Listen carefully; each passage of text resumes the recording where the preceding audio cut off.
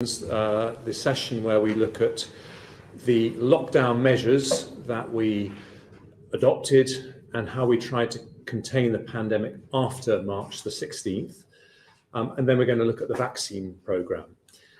And I want to start, if I may, Mr. Cummings, by looking at the test and trace programme. Now, the WHO, as we all know, is talking about test, test, test. South Korea, Taiwan, as you talked about earlier, were using test and trace to avoid national lockdowns. But on the 12th of March, we stopped community testing in this country. That was following very clear SAGE advice that when there was sustained community transmission, contact tracing will no longer be useful. You talked before at length about how there were problems in mistakes in the scientific consensus up until the weekend of the 14th, 15th of March. Yeah. But SAGE didn't even model Korean-style test and tracing until May. So Yes. Why was there such a long delay, even after that March inflection point? Well, fundamentally, it goes back to what we talked about at length in the previous session, that the logic was, if you're going for the optimal single peak strategy, herd immunity by September, then in the same way that you don't take vaccines as a kind of urgent priority, you don't take testing as an urgent priority. And that's why the Department for Health said in that week, we don't need to test everyone anymore, because the view was simply, well, 60% or 70% of the country or something are going to get it. That's going to happen for sure. Why would you even bother testing all of those different people? Because we're not going to have a test, track, isolate, quarantine system, because we're going for herd immunity by September. So no one challenged really that idea strongly until we challenged it as part of the whole kind of shift to Plan B. There were conversations about it. I asked Patrick and Chris about it. But I mean, even in late March, PHE said officially on the record, possibly even to this committee, I can't remember now, well, obviously there's just no way that this country is going to do test, track and trace like they're doing it in East Asia. That was that was just completely common assumption. Now, I and others, including Patrick Vallance, started to push back against that and say, hang on a second, if we're going to go for accelerator, if we're going to ditch Plan A and then try and accelerate as fast as possible towards lockdown in the coming days, the whole point of that is you're then buying time. And then, of course, you've got to deal with the fundamental argument that you've got a second wave coming in the autumn. So, of course, we're then going to have to build a test, track and trace system from essentially ground zero, pretty much. But those conversations didn't really properly happen until after that weekend and after I started talking to people about Plan B. So I'm just curious about why it took so long, because SAGE, as far as I can tell, didn't actually model test and trace as a containment strategy for 2 months after that. And we didn't actually set up test and trace until the end of May. Yes. That's a very long time. So you realise that Plan A is wrong. Yes. You change direction. Why did it take another 2 months before we got into gear with South Korean style test and trace? Essentially because, I mean, but remember that, in lots of ways, the whole core of government fundamentally fell apart on the Friday, the 20,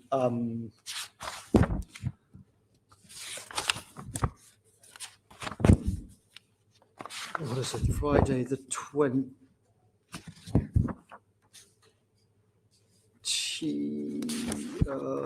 the day that the Prime Minister, so we had the lockdown on the 23rd.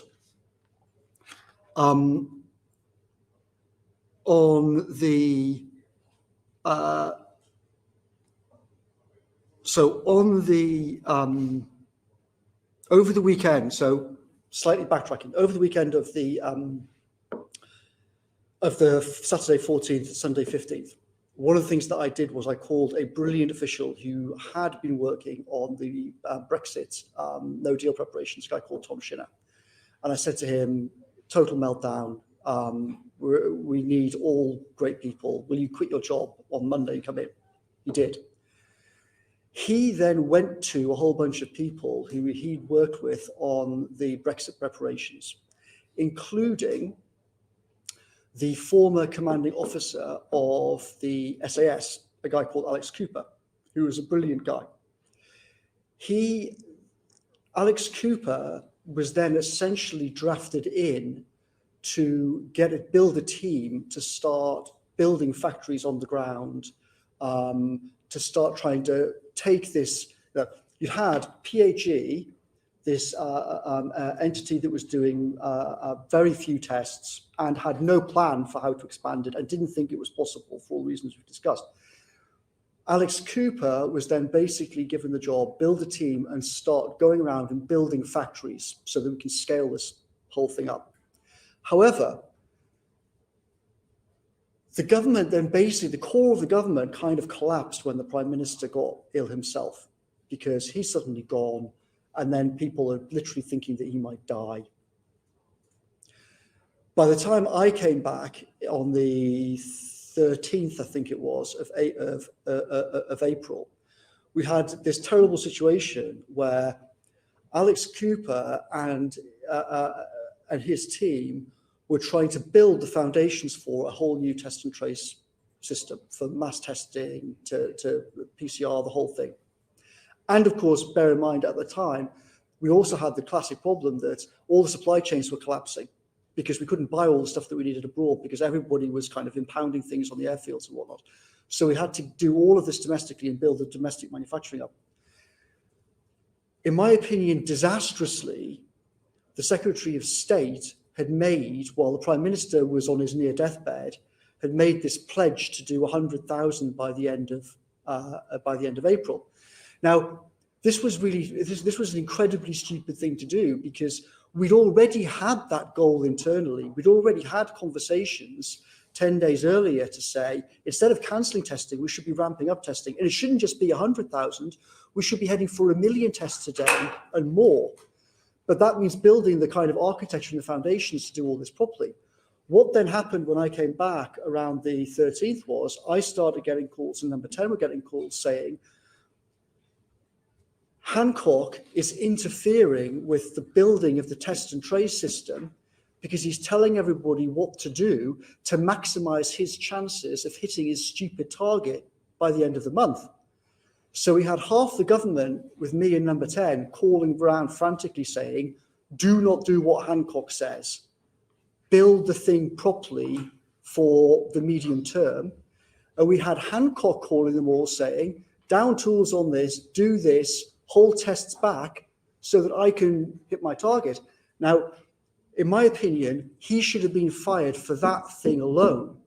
And that itself meant that the whole of April was hugely disrupted by different parts of Whitehall fundamentally trying to operate in different ways, completely because Hancock wanted to be able to go on TV and say, look at me, my 100K target. It was criminal, disgraceful behavior that caused serious harm. Now, one of the consequences of it was, we'll get onto that with the vaccine program. That was one of the reasons why the Cabinet Secretary and I agreed that we had to essentially take testing away from Hancock and put it in a separate agency. So we could say, here's a separate person responsible directly to the Prime Minister and the Cabinet Secretary that Hancock couldn't interfere with theoretically. So there was all this bureaucratic infighting in April. Remember, the Prime Minister wasn't back then either. Dominic Cummings was doing a brilliant job chairing the meetings, but this was a huge call and very difficult for him to, basically start carving up the Department of Health in April. So essentially, we never really got to grips with it until the Prime Minister was back in the office and the Cabinet Secretary and I could say to him, we've got to do the track and trace thing in a completely different way. But would it be right to say that you had the kind of what you describe as the meltdown weekend when we went into the first lockdown, we moved to plan B. But that actually wasn't the point when, as a country and as a government, we said we're going to go South Korean. Correct. We were basically saying it's time to save the NHS and take these emergency measures. What was the point at which we said we're going to do it the South Korean way? Well,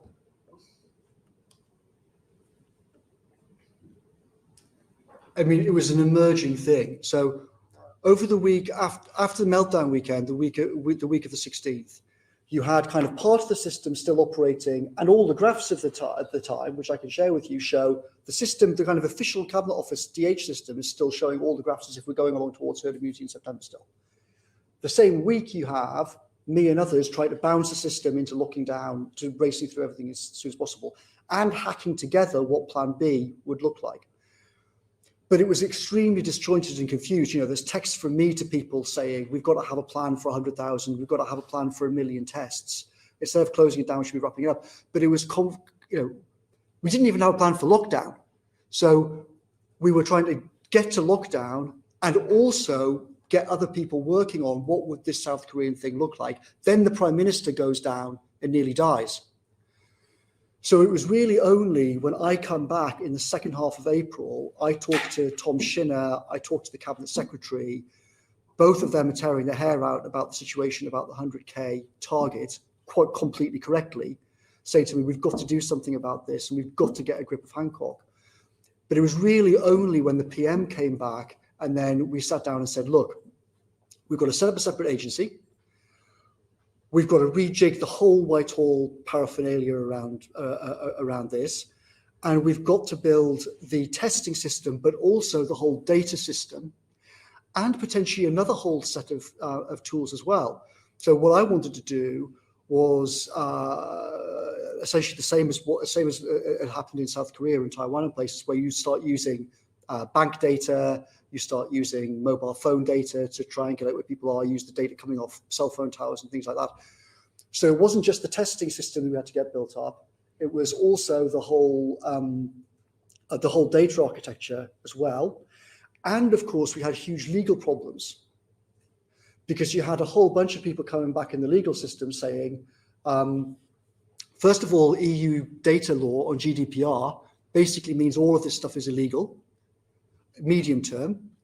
And secondly, a whole bunch of things around European Convention of Human Rights, right to privacy, et cetera, et cetera, et cetera.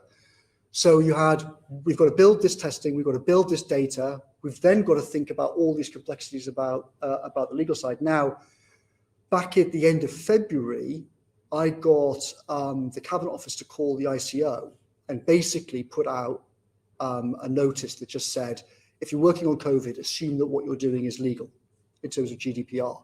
I mean, completely extraordinary thing. No one even knew if that itself was legal, but almost definitely wasn't. But we were otherwise faced with the fact that if someone somewhere in the system didn't say ignore GDPR, thousands of people were going to die because no one could even connect up all these databases anywhere. So we had all of these problems happening in parallel. It only really got properly discussed, I would say, in detail in May about what are the technical, operational, legal, everything else things that you need. At the end of May, NHS Test and Trace was finally set up. Barnard Harding was appointed. Can I put it to you that by that stage, our daily infections had got up to 2,000 a day? What, sorry? By that stage, at the end of May, when NHS Test and Trace was finally set up, our daily infections had got to 2,000 a day. And actually, that was just too high to have an effective test and trace system. Nowhere in the world has got test and trace going South Korean style at that level of daily infection. And so that a lot of the problems that we had, and a lot of the reason why test and trace didn't succeed in preventing later lockdowns was because we left it too late, the daily infections were too high, and that was just literally too many people to track down and ask to isolate. I mean, I think you're kind of 98% correct. I mean, how effective we could have made it and whether you're exactly right in terms of the 2,000 threshold and whether or not we could have coped with that, I think is a complicated question. But I think the kind of conceptually what you're saying is fundamentally correct, that we left, it took too long to get set up. The system was hugely distracted in April by the Hancock pledge. But also fundamentally, fundamentally, this should have been happening from January. That's the central thing. The problem is that between January and roughly mid-March, everyone was thinking, well, given we're doing one single peak herd immunity by September, there's no point building up this whole thing, apart from the second bit of the groupthink, which was the country won't stand for it. Now, my argument, other arguments, Patrick Vallance and other people said, actually, in the same way that everyone was wrong about the country accepting lockdown, we think that everyone is wrong in Whitehall who is arguing against the track and trace thing, that people will accept this kind of infringement on civil liberties. Because what's the alternative? Fundamentally, the only alternatives are you do herd immunity strategy at some point in 2020 with hundreds of thousands of people dead, or you lock everybody down and bankrupt the country until you manage to get vaccines going, or you try and get some kind of test and trace system going and enforce it, and then potentially with local lockdowns as well. So for all those people saying, oh, well, we can't do it and it's left too late and everything else, my argument was, well, what the hell else are we going to do? We're going to go back to plan A. But you did have one of the most powerful positions in the government. You were the Prime Minister's principal advisor, and understandably, you were ill for a part of that period. But do you blame yourself for the fact that it took another 2 months after that incredibly challenging March weekend to actually get SAGE to model, test and trace and to get the thing set up? I blame myself for many, many, many, many things in this whole crisis. But one thing I can say completely honestly is, I said repeatedly from February, March, if we don't fire the Secretary of State and if we don't get the testing into someone else's hands, we are going to kill people and it's going to be a catastrophe. So, I wasn't the only one telling the Prime Minister that. I made lots and lots of mistakes, but I honestly don't think I could have been any more explicit with anybody at this time about this. And I actually went with the Cabinet Secretary to the Prime Minister directly and said, the Cabinet Secretary said to the Prime Minister, because remember, in April, we had this terrible pledge which was hugely distorting the whole system. We also had constant repeated lying about PPE. The Cabinet Secretary said to the Prime Minister in almost the first meeting when he came back, Prime Minister, the British system is not set up to deal with the Secretary of State who repeatedly lies in meetings. Okay. We can't operate like that. You have made that point, Mr. Cummings, and we've got But my point is, we couldn't get to grips with the test and trace until we got it out of DH's hands into a separate agency. Okay. Now, those are very serious allegations said under parliamentary privilege, and we've got Mr. Hancock coming here in 2 weeks' time to respond to those. But as Greg Clark said, we'd be very grateful for any evidence that you have to back up those assertions before Mr. Hancock comes to this committee. I've just got one last question on test and trace, and then I'm going to go to my colleague Dawn Butler. One of the issues with test and trace, just with a longer term horizon, is the fact that such a low proportion of people who are asked to isolate by the system, by NHS test and trace, actually isolated. Yeah. What's your analysis of the main reason why it is that, according to Dido Hardy when she was in front of the Health and Social Care Select Committee, it was between 20 and 40% of people at one point weren't actually isolating, despite the fact that they'd been near someone with COVID. Yeah. What do you think the flaw is in the system that meant that happened? I think a huge problem was that it's a sort of slightly complicated thing to explain. I think that one of the problems that we had from the beginning that was critical at this time, and actually still is critical, is senior people did not understand well enough the problem of asymptomatic transmission and it being airborne, this combination. That's why the masks was all wrong as well. And one of the fundamental reasons why people, I think, were not isolating is that we, the government, failed terribly to explain to people that a lot of people are being infected asymptomatically, point one. Point two, it's airborne, And even now, even today, the government communications is still overstressing wash your hands and understressing airborne. And I think that was a big problem. So lots of people were not isolated because they didn't understand this basic point. It wasn't their fault. It was our failure to explain to people. I think just much more practical, which is we never made a straightforward promise that any salary you lose from not being able to go to work because you've been asked to isolate, we will make up. That was going to be my second point. Correct. So I think it was, we didn't explain both sides, right? We didn't explain the danger properly, and then we didn't provide the incentive properly.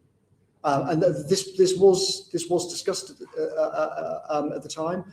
I think there is no. I mean, I had meetings where I got people to literally print out the documents from South Korea and places that said, "Here's the South Korean system." That just it's a combination of stick and carrot. That it's much stricter in terms of legal things, like you'll be put in jail if you break the quarantine. But we also will provide food to your door. We will pay you so that you're not financially disadvantaged, etc., etc. Like lots of things, essentially, if we just cut and pasted what they were doing in Singapore or Taiwan or whatever, and just said that's our policy, everything would have been better. I think there's just no doubt about that at all. Thank you. Dawn Butler. Thank you very much, Chair. Thank you, Mr. Cummings, for coming in to the committee today. A lot of things what you're saying, actually, from the evidence we've taken in the Science and Technology Committee, is now sort of making sense why it wasn't done. After the election, it seems like your job and went through the roof. The amount of work that you had to do went through the roof. Did you have time to prepare for that, or did you just jump straight in? In terms of, you mean sort of January? No, yeah, I mean after the election, because I basically didn't have a day off between. I had sort of Christmas Day 2019 was a partial day off. I basically didn't have a day off between 24th of July 2019 and the day that I left Downing Street in November 2020. Okay, and you were talking about data and GDPR and track and trace. Faculty AI is like the article, you know, Faculty AI very well, and Palantir, is the data harvesting company. Was that your brainchild to get them working in the NHS? No. So the NHS had hired, as I referred to earlier on, the NHS hired faculty, I'm not sure when, sometime in 2019. I'm 95% sure that it was in 2019, before the election, that Simon Stevens hired faculty to do, but that wasn't really to do with core NHS data stuff. That was to do with very specifically building an AI lab for the future. It was kind of how can we use data science and AI techniques over the next 10 years on things like genomic data or on all kinds of NHS data. What then happened was, it was a complete fluke, just good luck. They were already working in the NHS with NHSX, the particular division of NHS. So then when we started to really hit the crisis on COVID, Simon Stevens spoke to Mark Warner and said, look, ditch the kind of long-term AI stuff.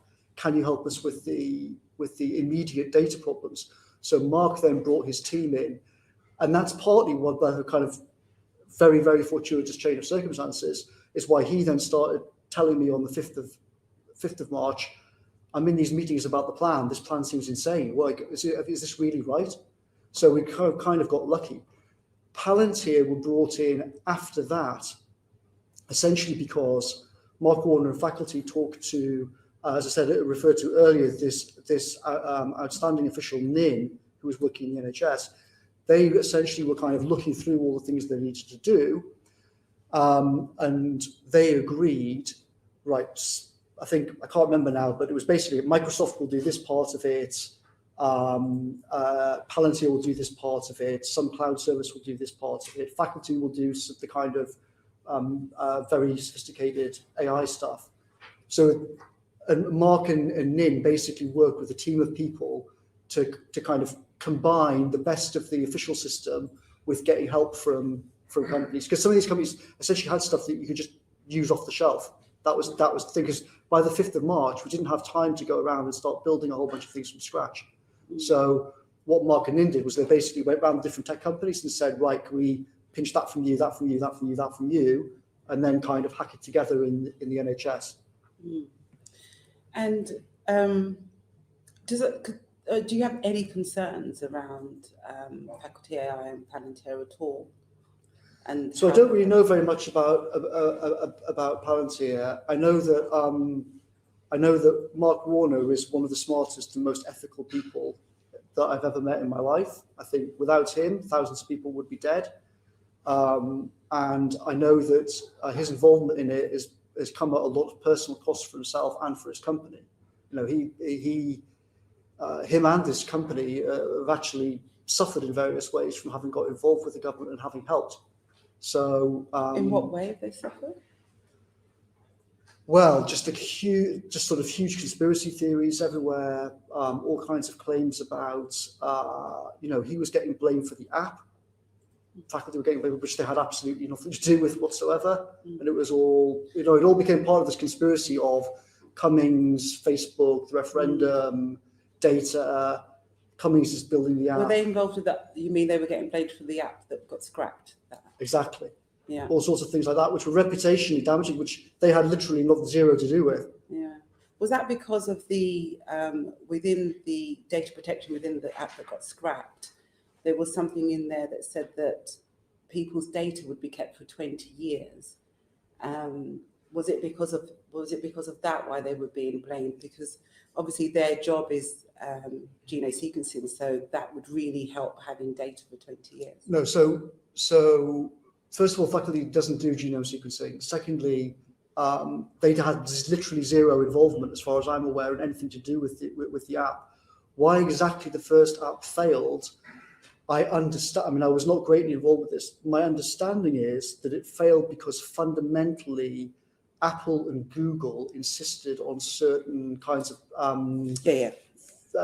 certain kinds of controls we about knew how the that data in the would be beginning used. before it even started, right? That the Bluetooth wasn't going to work. But with respect, I think it was actually really complicated. I mean, there were all kinds of complicated discussions about technically what was possible.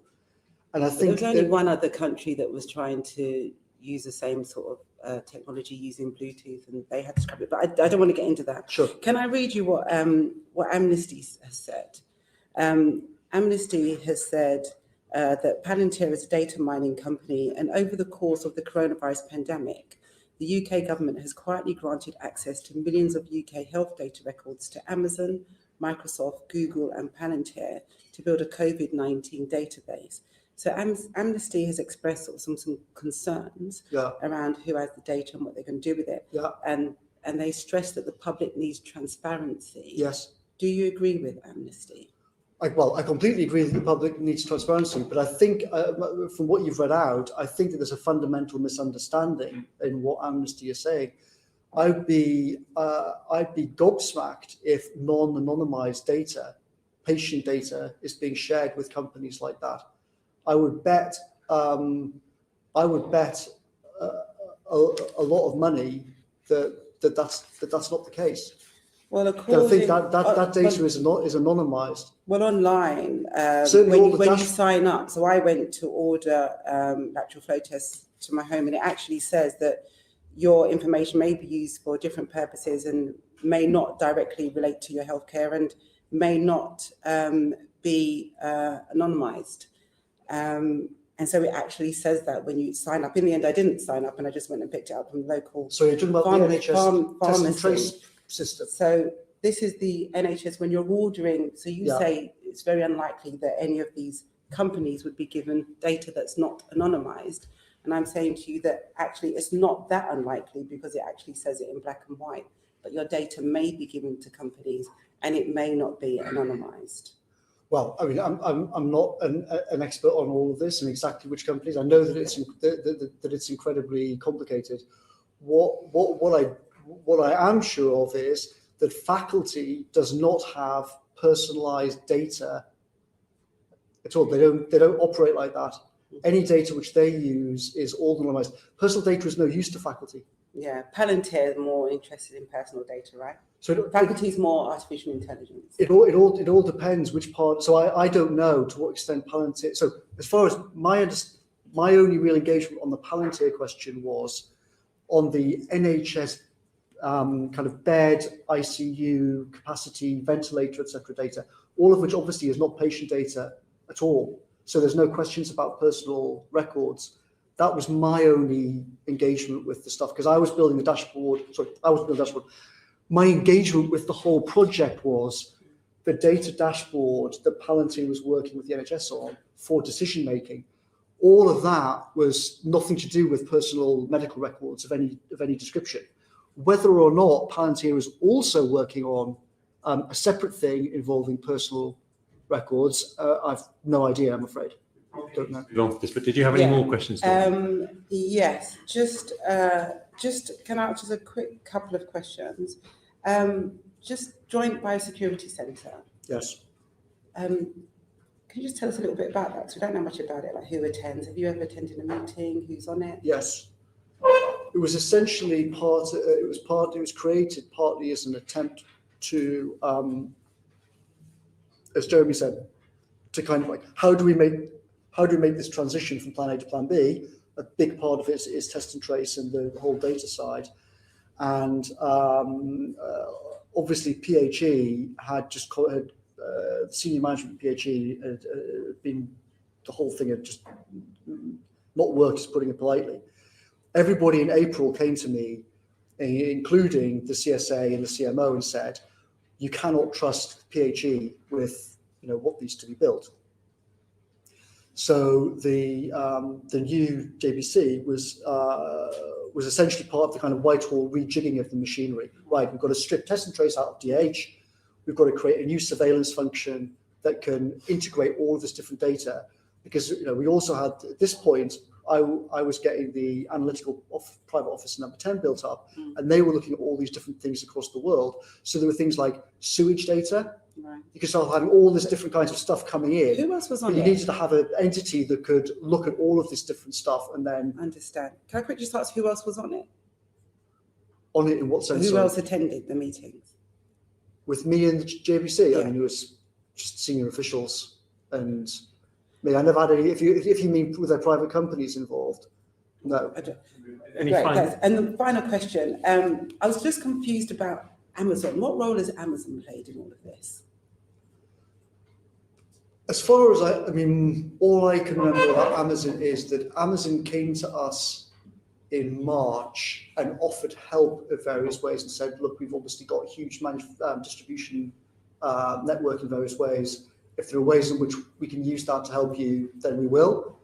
I've got a vague idea that we did ask them for some help on something, but I'm afraid I can't remember the details. Thank you so much. Thank you, Chair. Thank you. Graham Stringer. Thanks very much for coming this afternoon, Dominic. It's been a fascinating, if incendiary, session. I think you've described the Secretary of State as a serial liar, stupid, criminal, disgraceful. Can you give us any insight into why he's still the Secretary of State? Why the Prime Minister didn't take your advice?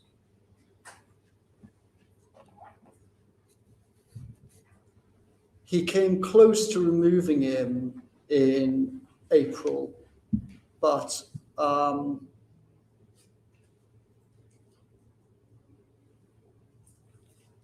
just fundamentally wouldn't do it. I mean, it wasn't just me saying this. Lots of people said it to him. The Cabinet Secretary said it to him.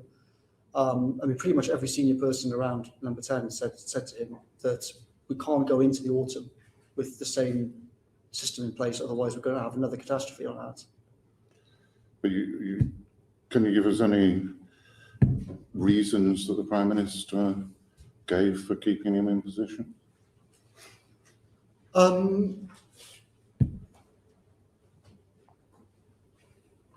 That would be speculation on my part. There's certainly no good reason for keeping him. I mean, this joint inquiry by the two committees and the eventual major inquiry into it next year are looking at history. You were living this on a day by day basis. You were with a Secretary of State with an enormous amount of influence who told us is messing things up, having made mistakes, which you've been very open about in the first part. When it came to the second lockdown, and the Chair will come to that later, but similar mistakes seem to have been made.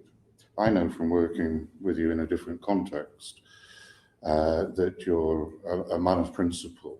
Could you not have changed things by either threatening or actually resigning in order to stop some of this bad practice? Yes, I could have done. And I thought about it. I thought about it in March. If the Prime Minister had basically not, if we hadn't successfully bounced things in the week of the 16th of March, I talked to various people during that week about saying to him that I will resign, hold a press conference and say that the government's going to kill hundreds of thousands of people. But we managed to bounce things through, and therefore I didn't do it. I had similar conversations with people in September, which I think we're going to come on to later on. And I did say I had a conversation with the Prime Minister. So, as has been reported, I was supposed to, the day that the Prime Minister became the Prime Minister, I was supposed to have an operation. I delayed it in order to go into number 10, then got delayed because of Brexit, it got delayed because of COVID. At the end of July, I went to see him the night before my operation, and I said, I'm going for this operation tomorrow. And I'm reflecting on things. You need to know that I'm going to leave at the latest by Friday, the 18th of December. And I think it's best if you and I part ways. And he said, why? And I said, because this whole system is chaos. This building is chaos. You know perfectly well that, from having worked with me, that I can get great teams together and manage them. But you are more frightened of me having the power to stop the chaos than you are of the chaos. And this is a completely unsustainable position for us both to be in. And I'm not prepared to work with people like Hancock anymore. I've told you umpteen times you've got to remove him. You won't. It's going to be a disaster in the autumn, and therefore it's time that I should go. And the Prime Minister said, which I think says a lot, he laughed and he said, you're right, I am more frightened of you having the power to stop the chaos than I am of the chaos. Chaos isn't that bad. Chaos means that everyone has to look to me to see who's in charge. And I think that was just a fundamental problem. It was a fundamental problem in our relationship. And it was a fundamental problem in how number 10 was governed. And it was one of the reasons why I said in July that I was going to leave. In all sorts of ways, I probably should have left then in the summer. The only reason why I didn't was because people said to me, we're going to have another disaster in the autumn and you should stay because maybe you can persuade the Prime Minister of what to do and maybe he'll listen to you. But from a personal point of view, it would have been far better for me to go in, but arguably it would have been better for the country as well. That's very good. Claire, can I just move on to test and trace? You've explained that Alex Cooper was brought in to set up a test and trace system, and you had to get it out of the clutches of the Department of Health to set up a South Korean system. The South Korean system, I can't remember the figure off the top of my head, but it's pretty decentralized. I think there are probably about 155 laboratories set up, a lot more than were set up in this country. Were you involved with Alex Cooper in deciding it would be much more centralized than the South Korean system, or was that his decision? Why was the decision taken to centralize it? So I think there's two separate things in there. There's centralization in the sense of labs, but then there's centralization in the sense of the actual contact tracing. I don't know what the logic is about I don't know how the trade-offs operate in terms of centralizing a lot of the lab capability. It could well be that actually was the sensible thing to do in various ways, at least in the short term, because if you've got to ramp up this huge capability, arguably what you do is you build a few really big labs that can kind of take the bulk of stuff while simultaneously, so what also should have happened, and one huge problem that we had all the way through, was that we couldn't open up Whitehall to say, here are contracts for all kinds of relatively smaller companies that can contribute. So back in the days of February, March, when PHE was massively short of tests, we had companies banging on the door saying, we can help, we can help, we can help. And because of the whole procurement fiasco, we couldn't quickly integrate them and bring them in. So I think, when you've got a kind of national crisis like that, what should have happened is the government says, right, we're going to build a bunch of things, but we're also going to open up the system so that whoever can contribute and build, smaller companies can. Secondly, though, your point about decentralization on the tracing, I think my understanding is that you're correct, that in places like South Korea and Taiwan, one of the things they do is they have very strong local forces that are actually on the ground. And one of the problems with how things worked here in the summer was a system that was built that in terms of the contract tracing was too centralized, and too much of it was trying to be done from kind of very big hubs. I stress I'm not an expert on this, and I didn't go into the kind of a lot of the details, but I did hear that criticism from a lot of people at the time. I stress that Alex Cooper himself and the people who got involved did an outstanding job within the remit that they had, but remember that they were not, senior officials in charge of this. They were people taking orders. When the National Audit Office did a report on tests and trace, how many billion had been spent on it, they said it was of only marginal benefit. One of the reasons was that the communication between the central laboratories and the local public health teams was either too slow or non-existent. People in the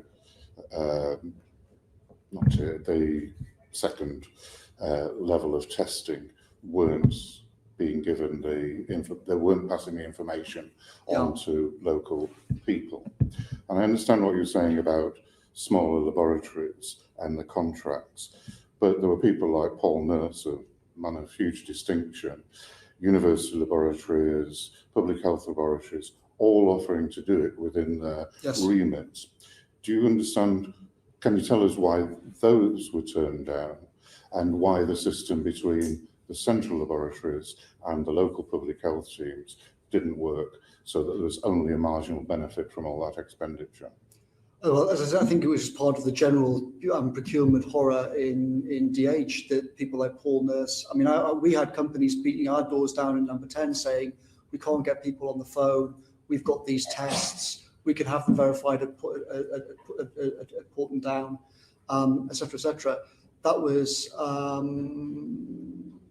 was certainly a huge problem. But also bear in mind, another whole part of this, which I think hasn't really been appreciated so far, is that it turned out that actually there was a brilliant young woman whose name now escapes me, who basically proved in March that this technology called LAMP could work for fast tests.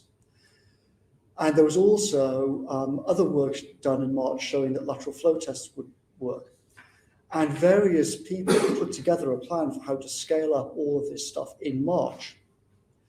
Now, in retrospect, the whole of autumn could have been completely different if this had been absorbed properly by the system on testing. We could definitely, without any shadow of a doubt, we should have been able to have tests on the order of 1 million or 2 million or 5 million a day available by the first week of September. Absolutely zero doubt about it. The problem on that was, for reasons which I never really quite understood, the first I was made aware of this was just a couple of days before my operation, so it must be roughly speaking, I think July the 20th, where a special advisor inside number 10 who I brought in, who was a scientist himself called James Phillips, he came to me and said, I've been talking to a whole bunch of scientists who have been working on this testing stuff. They're basically being blocked by every part of the system on doing mass testing. They haven't been able to get the money, they haven't been able to get the manufacturing and distribution, everything set up. But this could be a huge game changer while we wait for the vaccines. Now, we in number 10 then got to grips with it. I organised a meeting with Patrick Vallance, people like John Bell at Oxford, and they both said straight away, yes, we should be doing this. Yes, it could be a game changer. Yes, we have dropped another massive ball by not working on this for the last 3 months. So essentially, in one sense, all of this should have happened from January. But then once we made the decision in kind of late March to go with Plan B and say Plan B involves testing, Plan B involves all of these different things, Plan B involves vaccine task force, Plan B involves blah. At that point, we should have been putting money into this whole lateral flow and LAMP stuff in March, April. And if we'd done that, then September would have been completely different, because we'd have been able to have literally millions of tests and fast results, immediately, like 10 minutes, 20-minute results. Because we only realized that DH and other parts of the system had completely dropped the ball again in July, late July, essentially, and I only had the first meeting on it, roughly speaking, 20th, 25th of July, all of that time again was wasted. So then we were massively playing catch up, August, September, October, to try and build all these things that should have already been in place before September. Thank you. If I may, one last question. Go, please, last one. One of the reasons the English death figures were very high at the start of this epidemic was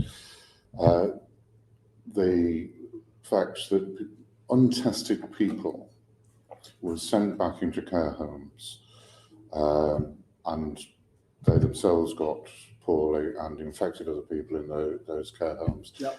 And very large numbers of people died. Do you have any insight into how that decision was taken?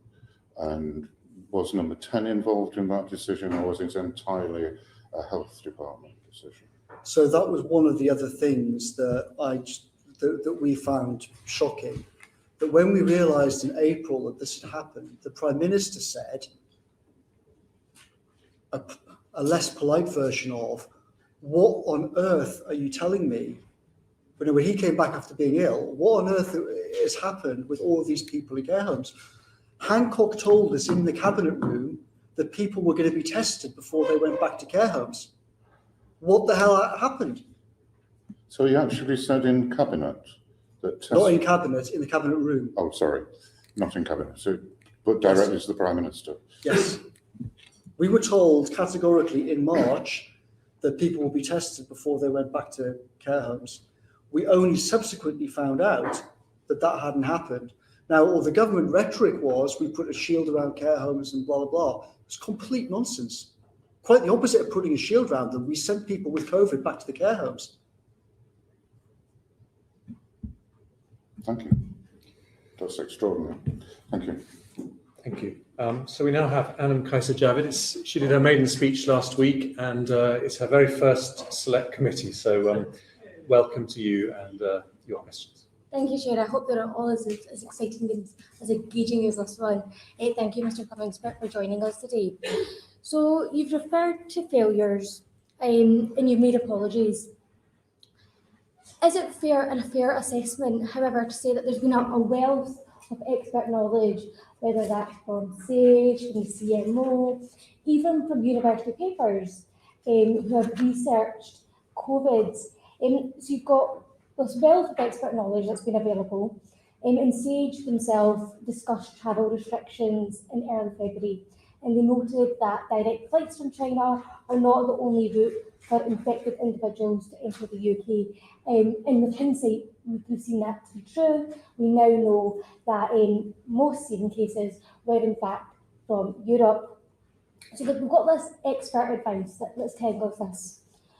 Quarantine measures for overseas travellers, however, as you'll be aware, weren't introduced till June time. And of course, there were still exempted countries, there was exempted people as well. Who was advising the Prime Minister and government to not close the borders, and on what basis? So essentially there are two phases to this. I'd say kind of before April and then from April. Before April, the advice was completely to the, I heard this discussed several times with the Prime Minister in Number 10. He was told, we were all told repeatedly, the advice is not to close the borders, that essentially it would have no effect.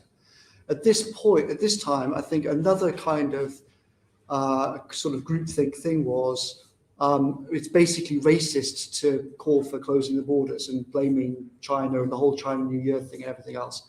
And that, in retrospect, I think was just obviously completely wrong. However, in some sense, in the same way that for lots of things you can't blame the Prime Minister directly, that was the official advice. The official advice was categorically closing the borders will have no effect. I inquired into it. I said explicitly, if we're not going to do it like Singapore and Taiwan and whatnot, we're going to have a bloody good explanation to the public, because they're going to be asking, why on earth are we under these restrictions, but you're not, but the borders are open? After April, though, it's a completely different story. Once we switch to Plan B, and right, we're going to build, we're going to do test and trace, we're going to do vaccines, we're going to try and stop the second wave, etc. Fundamentally, there was no proper border policy because the Prime Minister never wanted a proper border policy.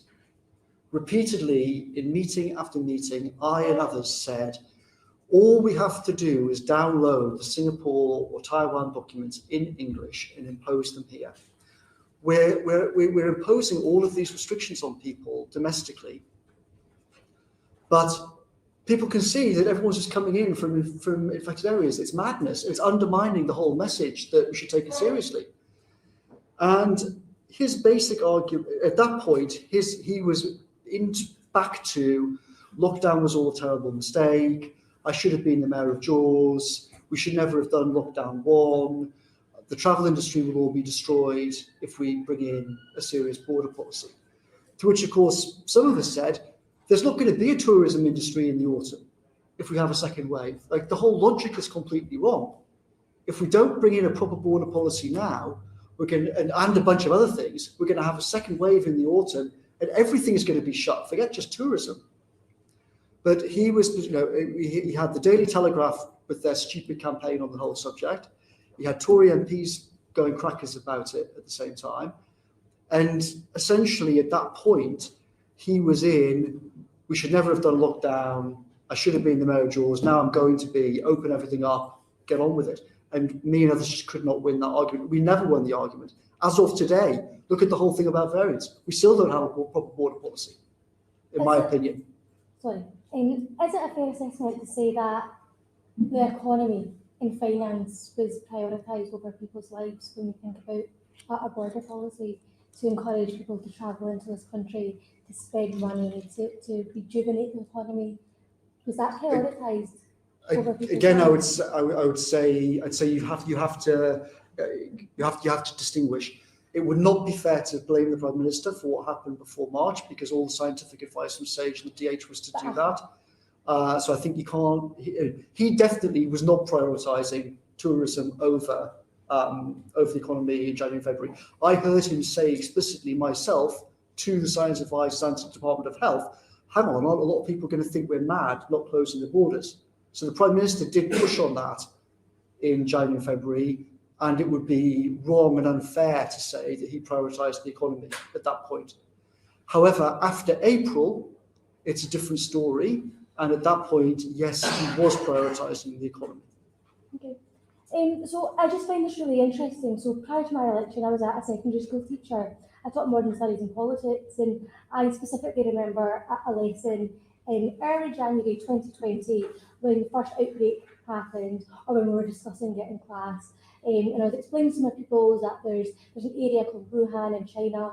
This is happening here, and then linking it to what I teach. We spoke about if you were the Prime Minister or if you were a government advisor, what steps would you be doing to develop those critical thinking skills? Yeah. My 13-year-old brains understood the concept of closing the borders, yeah, or stopping people from entering or leaving the country. Yeah. If 13-year-old kids from Edinburgh could understand that, why is it a fair assessment then to say that the government, 13-year-old kids were thinking more than the government? Is that a fair assessment? I think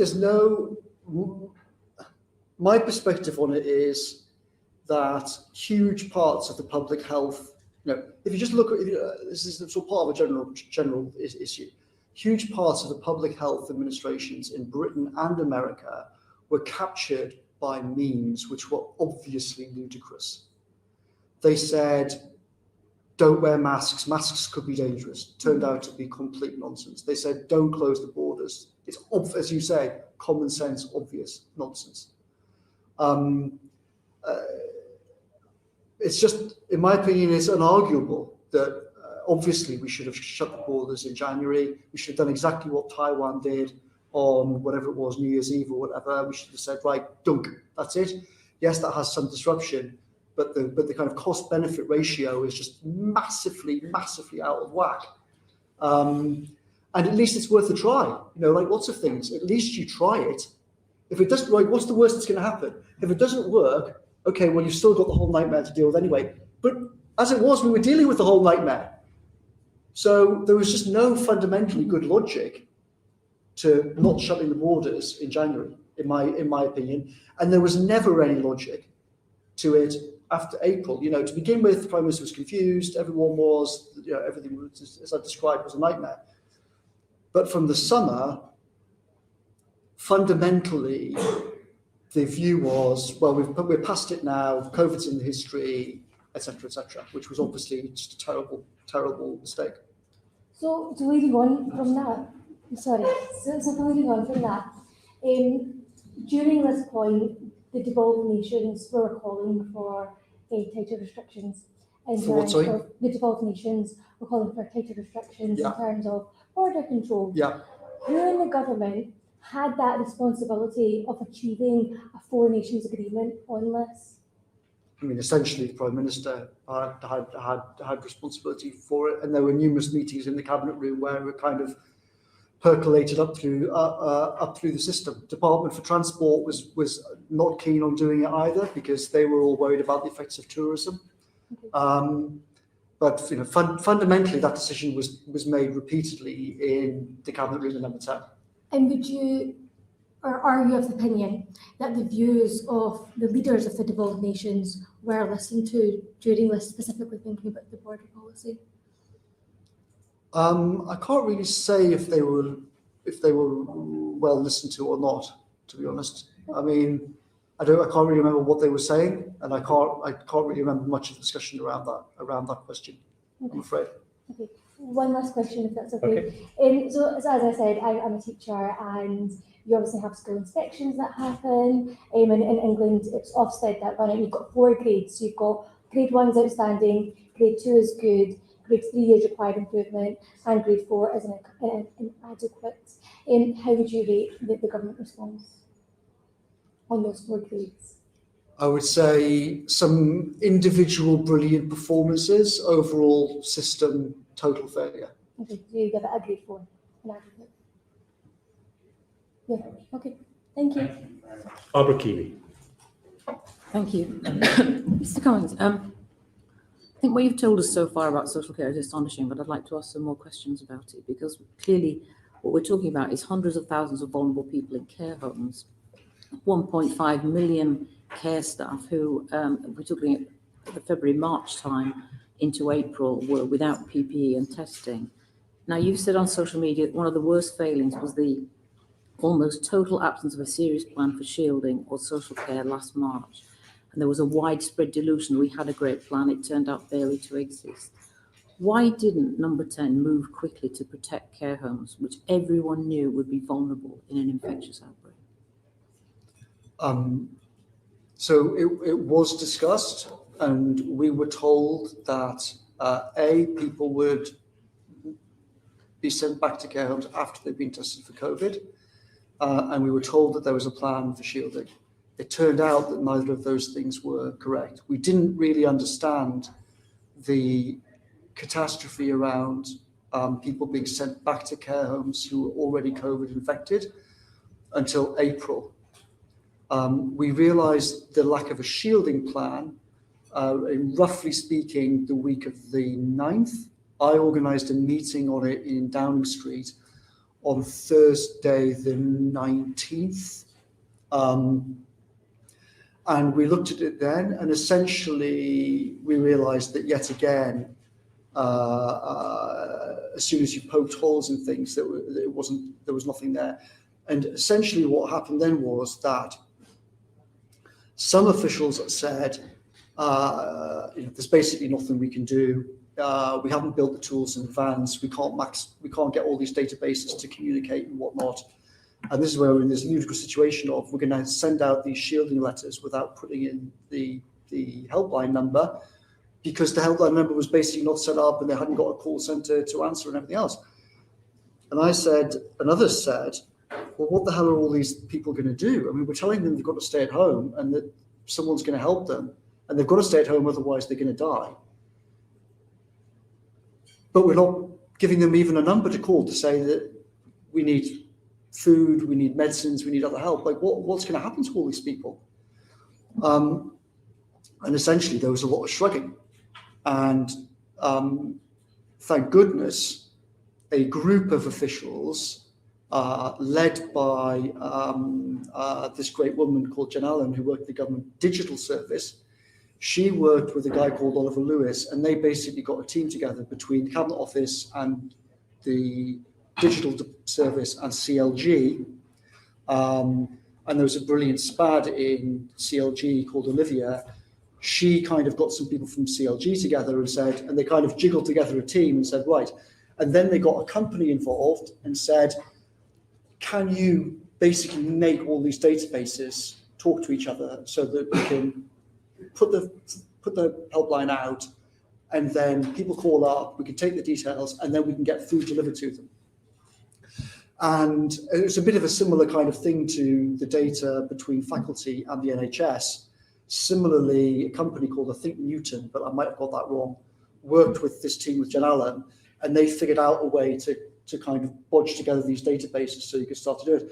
But it was all done essentially in literal all-nighters over the night of Thursday the 19th, over the next few days, to try and get this ready. Okay, well, that's shielding, but I think the comment I read out to you that you've made was about social care as well. It doesn't appear there was any plan for social care. There might have been no plan for shielding. There was no plan for social care. Fundamentally, yes.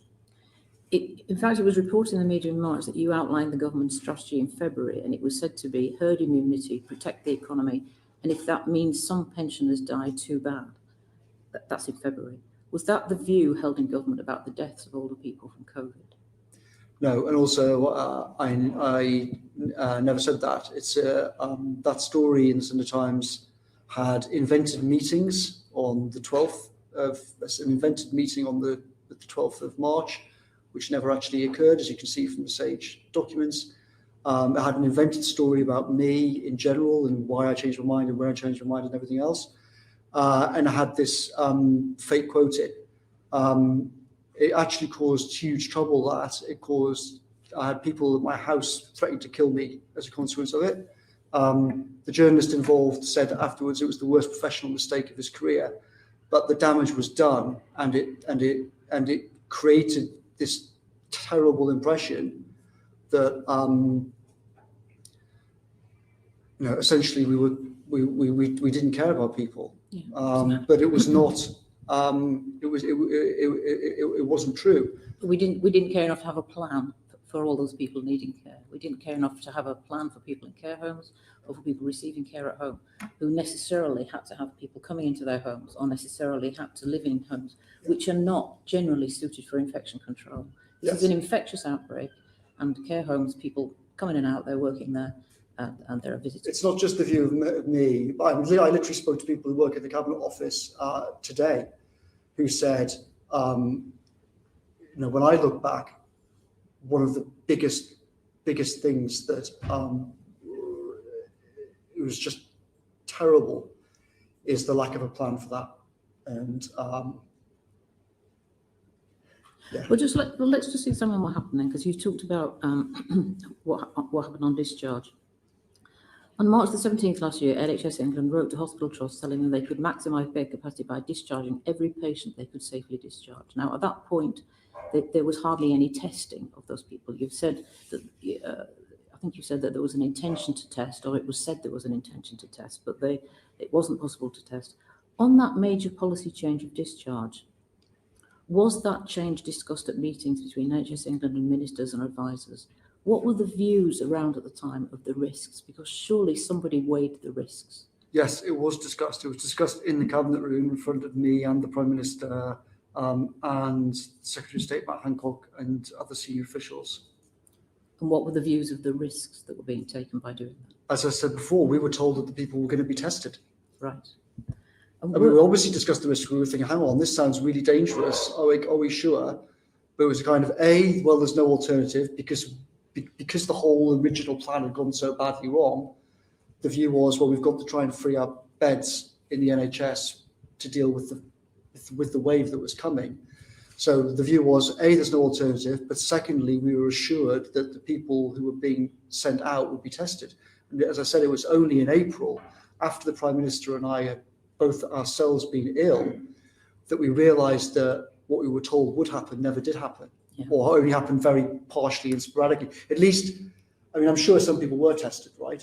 But obviously, many people who should have been tested were not tested, and then went back to care homes and then infected people, and then it spread like wildfire inside the care homes. And also, the care homes didn't have the PPE that they needed to deal with it, and they didn't have the testing for the staff. So you had this kind of cascading series of crises, like domino effect, rippling out through the system. I think that probably wasn't seen until September, was it, that it would be staffed too. So in those discussions between the NHS England and ministers or advisors, you said it was discussed in the cabinet room. What estimates were made of the impact of discharging positive cases? There must have been some estimates given, because clearly in a hospital setting, I think it's understood that NHS staff were infecting each other in hospital. So there's going to be a level of infection. What estimates were given as to the risks of that discharge? I never saw any estimates about it. I think that in the conversations I saw, essentially the issue was just never properly it was never properly analysed or discussed in front of the Prime Minister, me, the Cabinet Secretary. So that major change on discharge from hospital was made without evidence of the potential risks and of the potential numbers that may already be infected? Well, it was made without a serious plan or capability to cope with the consequences, for sure. Yeah. Why do you think nobody commissioned evidence on that topic? I mean, you said various things about the Secretary of State and about the state of the department. Is that the cause? That's my assumption. Would you have expected them to have commissioned evidence on that before they took that decision, before they put that decision out there? Yeah, I mean, it kind of goes, everything's connected. It goes back to the whole disaster over testing. We didn't have enough testing, we didn't have enough PPE. Because we didn't have enough testing, enough PPE, then it wasn't provided to care homes.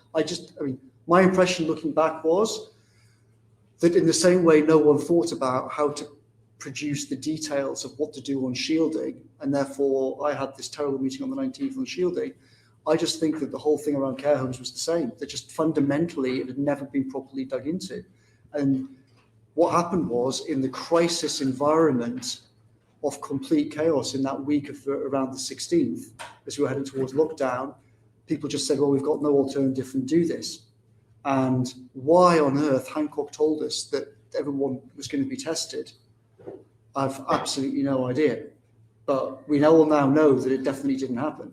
Who was there when he told you that? I can't remember everyone, but it was a formal, like all of those meetings. We stopped doing the meetings in Cobra, and from kind of the week of the 9th, the daily COVID meetings were all in the cabinet room. So often, don't get confused.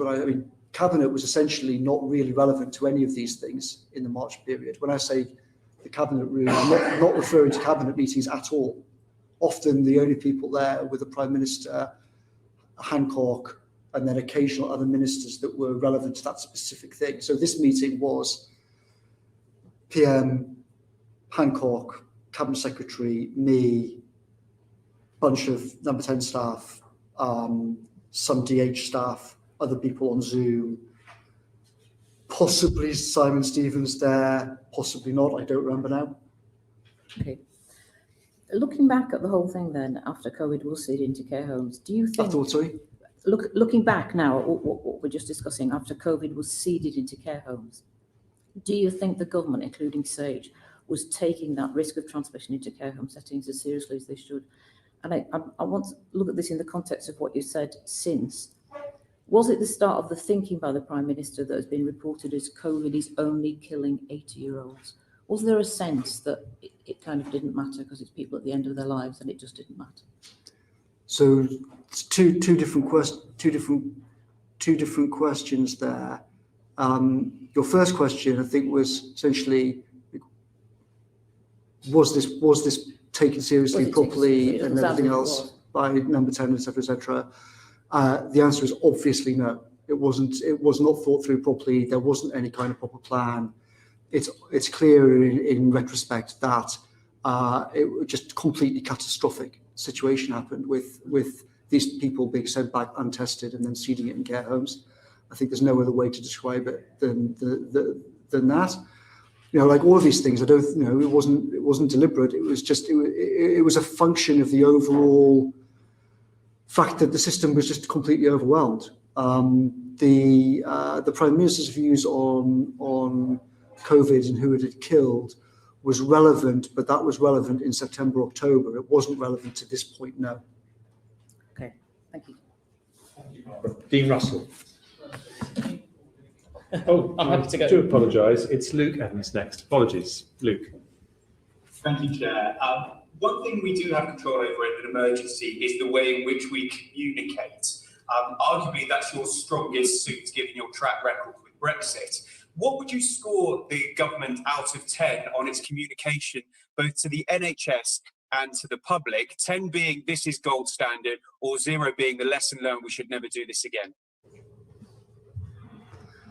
I think that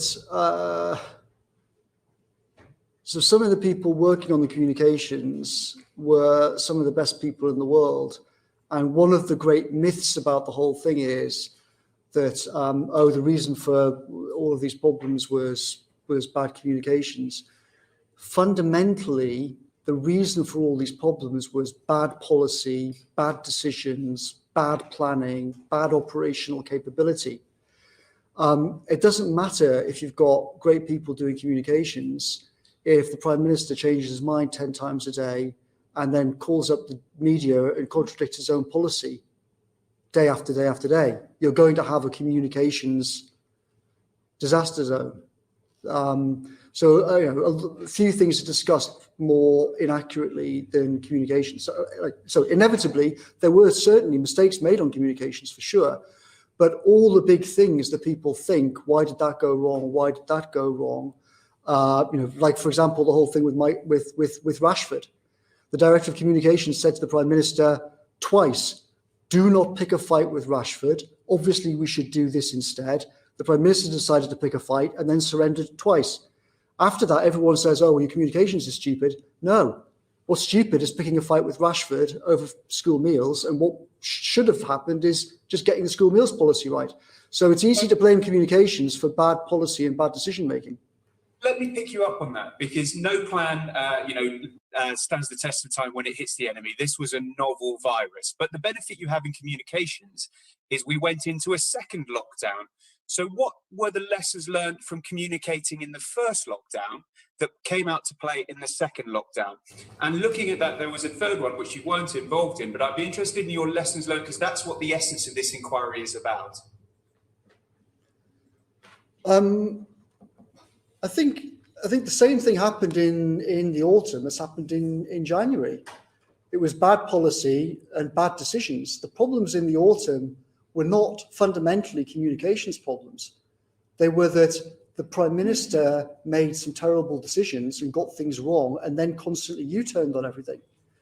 That's not a communications failure. You see it, everyone in the outside world sees it as a communications failure, but the reality is it's much more fundamental than that. The autumn disasters were fundamentally not communications problems. The communications problems were a consequence of bad decisions and bad management. So were you in charge of the communications at this point? Are you saying this isn't my problem, Gov, it's what I was given? No, I mean, as I said earlier on, I had The only time between the election and leaving Number 10 that I was really engaged with communications at all was the period kind of late February until me and the Prime Minister becoming ill or being tested positive on the Friday, that kind of 3 to 4 week period. Both before that and after that, I was very little involved with communications because I fundamentally disagreed with the Prime Minister on what is good communications, how to do communications, how it should be structured, how we should approach the media. On pretty much every single major thing, he and I completely disagreed. So I tried to use my time where I thought it could be better spent. For example, in the autumn, I spent, literally near zero time on communications and huge amounts of time on mass testing and on the defence review and on the economy and other things like that, procurement reform, etc., etc. How well were you involved in the lockdown measures draw up, and what was your understanding of the lockdown measures? Which one? Sorry, which one are you talking about? In March or? First one. I was heavily involved in the period between. If you're talking about the communication of the lockdown measures, kind of between trying to formulate Plan B on the 13th and then actually doing lockdown 10 days later. Do you mean then? Well, the understanding for the public when the measures came out over what's involved in what you can do, why we keep 2 meters apart, who can go to what, when we can go to school. What understanding did you have that of where we can travel? Yeah, I was heavily involved with that, but again, the problem there was not. I had all the communications people were screaming. We haven't got anything to explain to the public properly, or what we have got is all contradictory because we haven't got an actual plan. That was the problem. The problem wasn't in the communications team. The problem was what they were being given. Okay. Moving on to a second point, and it's to pick you up on all your evidence you gave at the start. At 11:09, you said to the member for Salford and Eccles, "It's completely crazy that I should be in such a senior position." You also then said you realised this was a massive problem, and yet you didn't take action. Why didn't you resign straight away? Or why you had the power to hire? Why didn't you hire your replacement? And did you say to the PM that you didn't feel you were competent? So I did hire various people into Number 10 to try and raise the quality of the team there, including myself. For example, bringing in people like Tom Shinner. We built the analytical private office in there.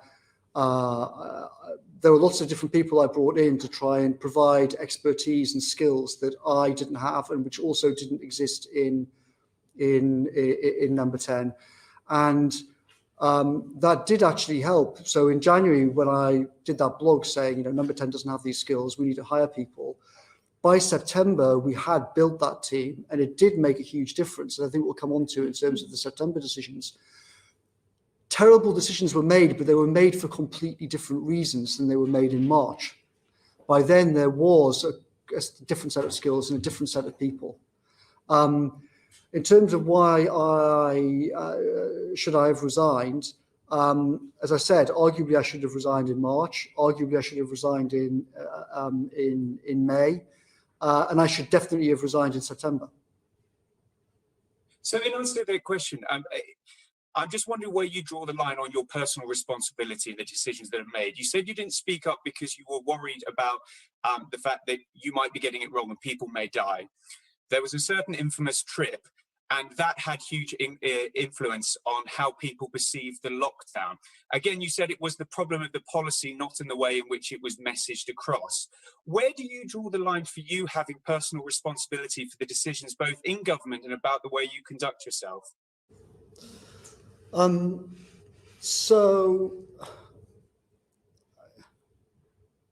I think I should probably explain some things about this that were not put into the public domain at the time in the Rose Garden, because that whole episode was definitely a major disaster for the government and for the COVID policy. So I'll explain something about it and then and why we got things so wrong.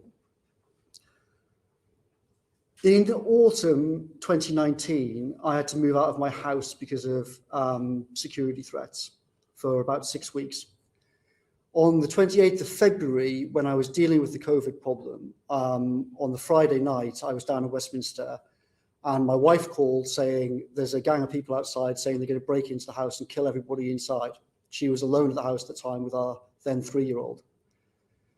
After that, I spoke to the PM and the Deputy Cabinet Secretary, Helen McNamara, about the situation, and it was suggested that possibly I either move my family into a government accommodation or move them off to family. On the 22nd of March, the story happened, which the lady mentioned earlier, about that fake quote from me, basically implying that I was happy for everyone to die, which led to further problems. After that weekend, I then said to my wife, right, we've been discussing it for a month. We've got to get out of here on Friday. So before the whole thing happened with the Prime Minister being sick, my wife calling up on the Friday and everything else, it had already been decided that I was going to move my family out of London, regardless of the COVID rules. That was discussed with people in the Cabinet Office and with the private office. Now, what happened is, because of this, we kept the whole thing very quiet. Almost nobody in Number 10 knew about it for obvious reasons, because I didn't want the same problems to pop up at my parents' house up in Durham. When the story then came out, the Prime Minister and I agreed, when the first story came out about me, much of the story was completely wrong. It suggested that the police had spoken to me about my behaviour because of the lockdown rules and whatnot, which was completely false.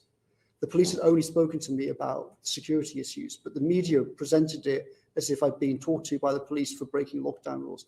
The whole story was crazy. The Prime Minister and I agreed that because of the security things, we would basically just stonewall the story and not say anything about it. And I was extremely mindful of the problem that when you talk about these things, you cause more trouble for yourself. And I'd already put my wife and child in the firing line on it. So I said, I'm not talking about this. We should shut our mouths about it. And the media stories are all basically, loads of it is wrong, and ignore it. Prime Minister agreed. Then on the Monday, he was under so much political pressure and media pressure that he said, this line won't hold, we're going to have to do something about it. Now, at this point, I made just a terrible, terrible, terrible mistake, which I'm extremely sorry about. What I should have done in retrospect is I should have called my wife and said, listen, you and our boy are going to have to get out of London again. I'm going to have to just explain the truth about this whole thing. Get out of London, we'll hold a press conference. Instead of that, we had a kind of chaotic situation in Number 10 where the Prime Minister said, we're going to have to do something, you're going to have to explain something. And I said, I'm not explaining these security things, otherwise I'm going to have everyone mobs back outside my house. So I ended up giving the whole Rose Garden thing, where what I said was true, but we left out a kind of crucial part of it all. And it just, the whole thing was a complete disaster. And the truth is, and then it undermined public confidence in the whole thing.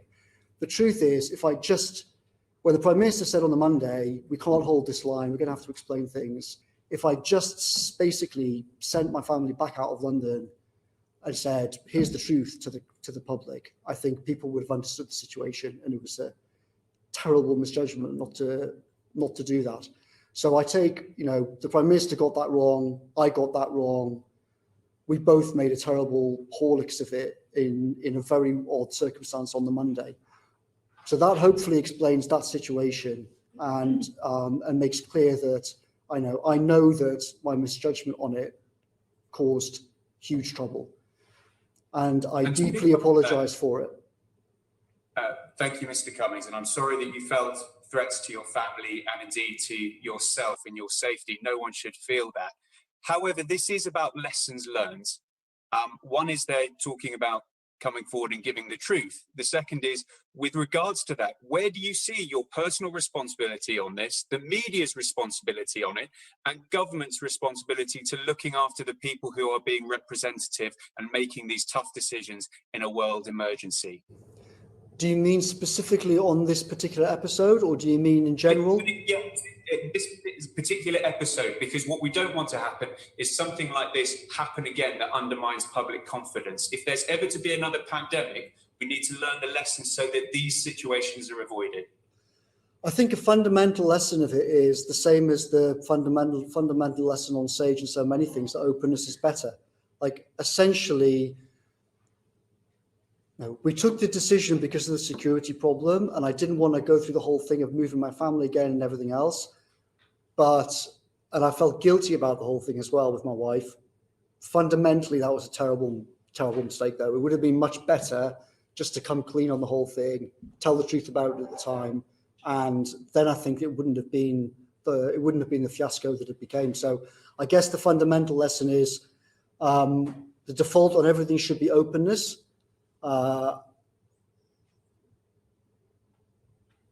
If we defaulted to that on this, it would have been harder for me in some ways, but it would have been better for the country, and that's what we should have done. Thank you. Thank you, Luke. Thank you very much, sir. Obviously, it is totally and utterly unacceptable that you or your family should face threats. But there's just one thing I didn't quite understand in your narrative. If you were moving your family out of London for security reasons, why did you move them back? Because essentially, I've been on, during that time in that next 2 weeks, I've been lying there thinking that I might die. I was extremely ill. On the 12th, the day before we came back to London, I could still, I could really still hardly walk 50 meters. And if it had been up to me, I would have left my wife and child behind. But she was extremely worried about me. She was worried that, what happens if I just collapse at home? I'm by myself. Who knows what state you're in? The medical advice was that I shouldn't be basically rushing back to work. I should stay and rest. But the Prime Minister had literally nearly just died. I was getting all these messages from everybody saying that the government's in free fall. If you can get back, you should go back. So I went back. She was worried about me, and therefore she made the decision. I'm going to come back with you. We all had to make very difficult decisions at this time. If I could have done, I would have left them in. I would have left them in Durham, frankly. Thank you, Dean Russell. Thank you, Chair. If you don't mind, I'd like to explore this a little bit more, but with the Durham trip, and I also echo the comments about the awfulness of having security risks to your family. That's just never acceptable. But a lot of the issues around messaging, was about trust in the messaging from government, the trust in you and in officials, and in particular around behaviour change. And most of the messaging during that time were 3-word statements. There was stay at home, there was protect the NHS, more recently hands, face, base. And I think the nation just wanted to hear one statement from you, which was a 3-word statement, which was, I am sorry. And I just want to understand, Mr. Cummings, why you just didn't apologise when you were in that rose garden. Because, well, as I think I've tried to explain, there were sort of multiple things going on in my head about it all. I couldn't really tell the whole story about it. Or I felt I couldn't. I should have done it at the time, but felt like I just didn't. For the reasons I've described, I think that my behaviour in leaving London at the time was perfectly reasonable. And other people in the Cabinet Office and the Prime Minister and everyone agreed with me that it was reasonable for me to move my family out of Durham. So I was caught in this thing of, well, are you going to apologise and say it was a terrible mistake? The truth at the time was, no, I wasn't sorry about moving them out of London. And I didn't think it was a terrible mistake. I thought it was completely the right thing to do. But the problem was we were trapped in a situation where I was only telling part of the story. So the whole thing was just a complete disaster. And with regards to that, though, what was obviously I am extremely sorry about the whole thing, the way that the whole thing worked out, because the reality is I had all the security problems again afterwards. Twice further, I had to move my family out of the house again because of problems at the house, despite the COVID rules. I stress for all the journalists watching, the further stories about me going back are false. It is true that I moved my wife and child back out of London, despite the COVID rules, but that was in discussion with the police. I did not leave London. And all of these stories about me being elsewhere and me going off whatever, those stories are all categorically false. But it is true that I moved my family out again. So the problem is, the truth is I had all these problems again anyway. I didn't dodge them. And that's why it would have been better just to explain it all the time. And I'm extremely sorry that I didn't. Why is it taken till today, though, to make that? And I can really sympathise with the issues for your family and so on, and appreciate that. But why is it taken to this committee to hear you actually apologise in hindsight, given the fact that I think an apology at that time would have lifted a lot of the pressure? Because I think the nation's back was up over it because they felt that, rightly or wrongly, that you'd sort of done it and you sort of said, look, that was the right thing to do, move on, whilst everyone else in the country was following the guidance and not getting to go to funerals, not going to see their families, not hugging their family and friends, and worried about their lives. And the presumption, especially in the press, was that you'd sort of done it and didn't really have an apology to give. Well, I mean, I did understand at the time, and I do understand at the time, people talking about, people being very upset and their relatives. My own uncle died while I was in bed with COVID. My own uncle died in hospital with COVID because of this whole problem about hospitals and infection in hospitals and whatnot. So I very much did understand people's anger about it. All I can say is, after the complete debacle around the whole thing, it just didn't seem like coming out and then trying to explain it all while I was still in government was a sensible thing to do. And then after I'd left, it's kind of the last thing I wanted to do was draw attention to the whole thing, to my house and everything else. Again, as it is, I've had to move. I've moved my family out of our house now for this whole public thing. I've got the whole street has got cameras and everything else around it. But I figured that today is today's the day for just getting the whole terrible story on everything out so everyone knows the reality. And hopefully this is a case study of how not to handle something like this. As I said, it's clear in retrospect that once it was clear that the Prime Minister wasn't prepared to hold the line, I should just have said, right, family out, I'll explain the whole facts, and that's it. And I think most of the country would have understood it. But we kind of just did the worst of all possible worlds. And with regards to that, did everyone in government and Number 10 appreciate the real sheer emotion of the country at the time? I mean, in my constituency email box, we had 1,000 emails from people really angry about this. Was there a realization of that disconnect? Yes, we knew as soon as the whole thing had happened, we knew that I knew that the whole thing was a complete disaster. And do you feel that you were unfairly targeted by the media? It felt to me that during that time there were quite a few cases of high-profile individuals breaking the rules in various forms, whether it be at the blurry edge of it or completely. Why do you think you were targeted so much by the media over a very sustained period of time? I mean, I've never complained about the media. I've never threatened to sue the media. I think if you're someone like me who's in the public eye and you say, as often as I have over the last 20 years, that as many critical things as I have about the media and how they cover important stories, then they're going to throw things back at you when they've got a chance to. Also, fundamentally, a lot of the media realised that there was a kind of tension in Number 10 between me and some of my team that wanted to try and change the culture of Number 10 away from what it's been for 30 years, which is essentially a press answering service where everything is dedicated to the media day in, day out. I regarded this as a disaster, and I wanted to try and move the whole culture of governing away from that. And there was huge tension because the Prime Minister's view is literally, you couldn't get a more diametrically opposed perspective on it. For him, he just gets up, reads the papers, says, right, what are they doing today? And then cannons around. And the media realised that there was this tension going on and that I was essentially trying to massively diminish their influence, and therefore they wanted rid of me. And so from their point of view, rationally. Okay, no, thank you for that. Just in relation to the Rose Garden, Downing Street, the press conference there, you've made some very, very big allegations today, and we're yet to see the evidence in the emails and so on.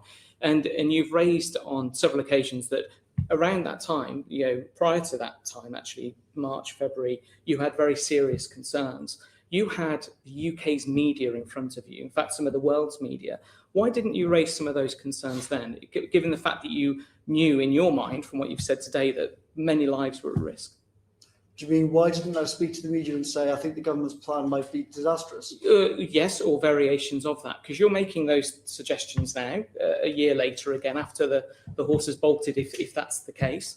Why didn't you use that platform at that time to say, look, I've got grave concerns, we need to change direction? Because I thought the right thing to do was to try and make the arguments internally and change the Prime Minister's mind and change the official plan and kind of shift it from plan A to plan B. I think if I'd suddenly started calling the media in the week of the 9th, so as I started having meetings with people in the 9th on plan A is a disaster, we've got to shift plan B.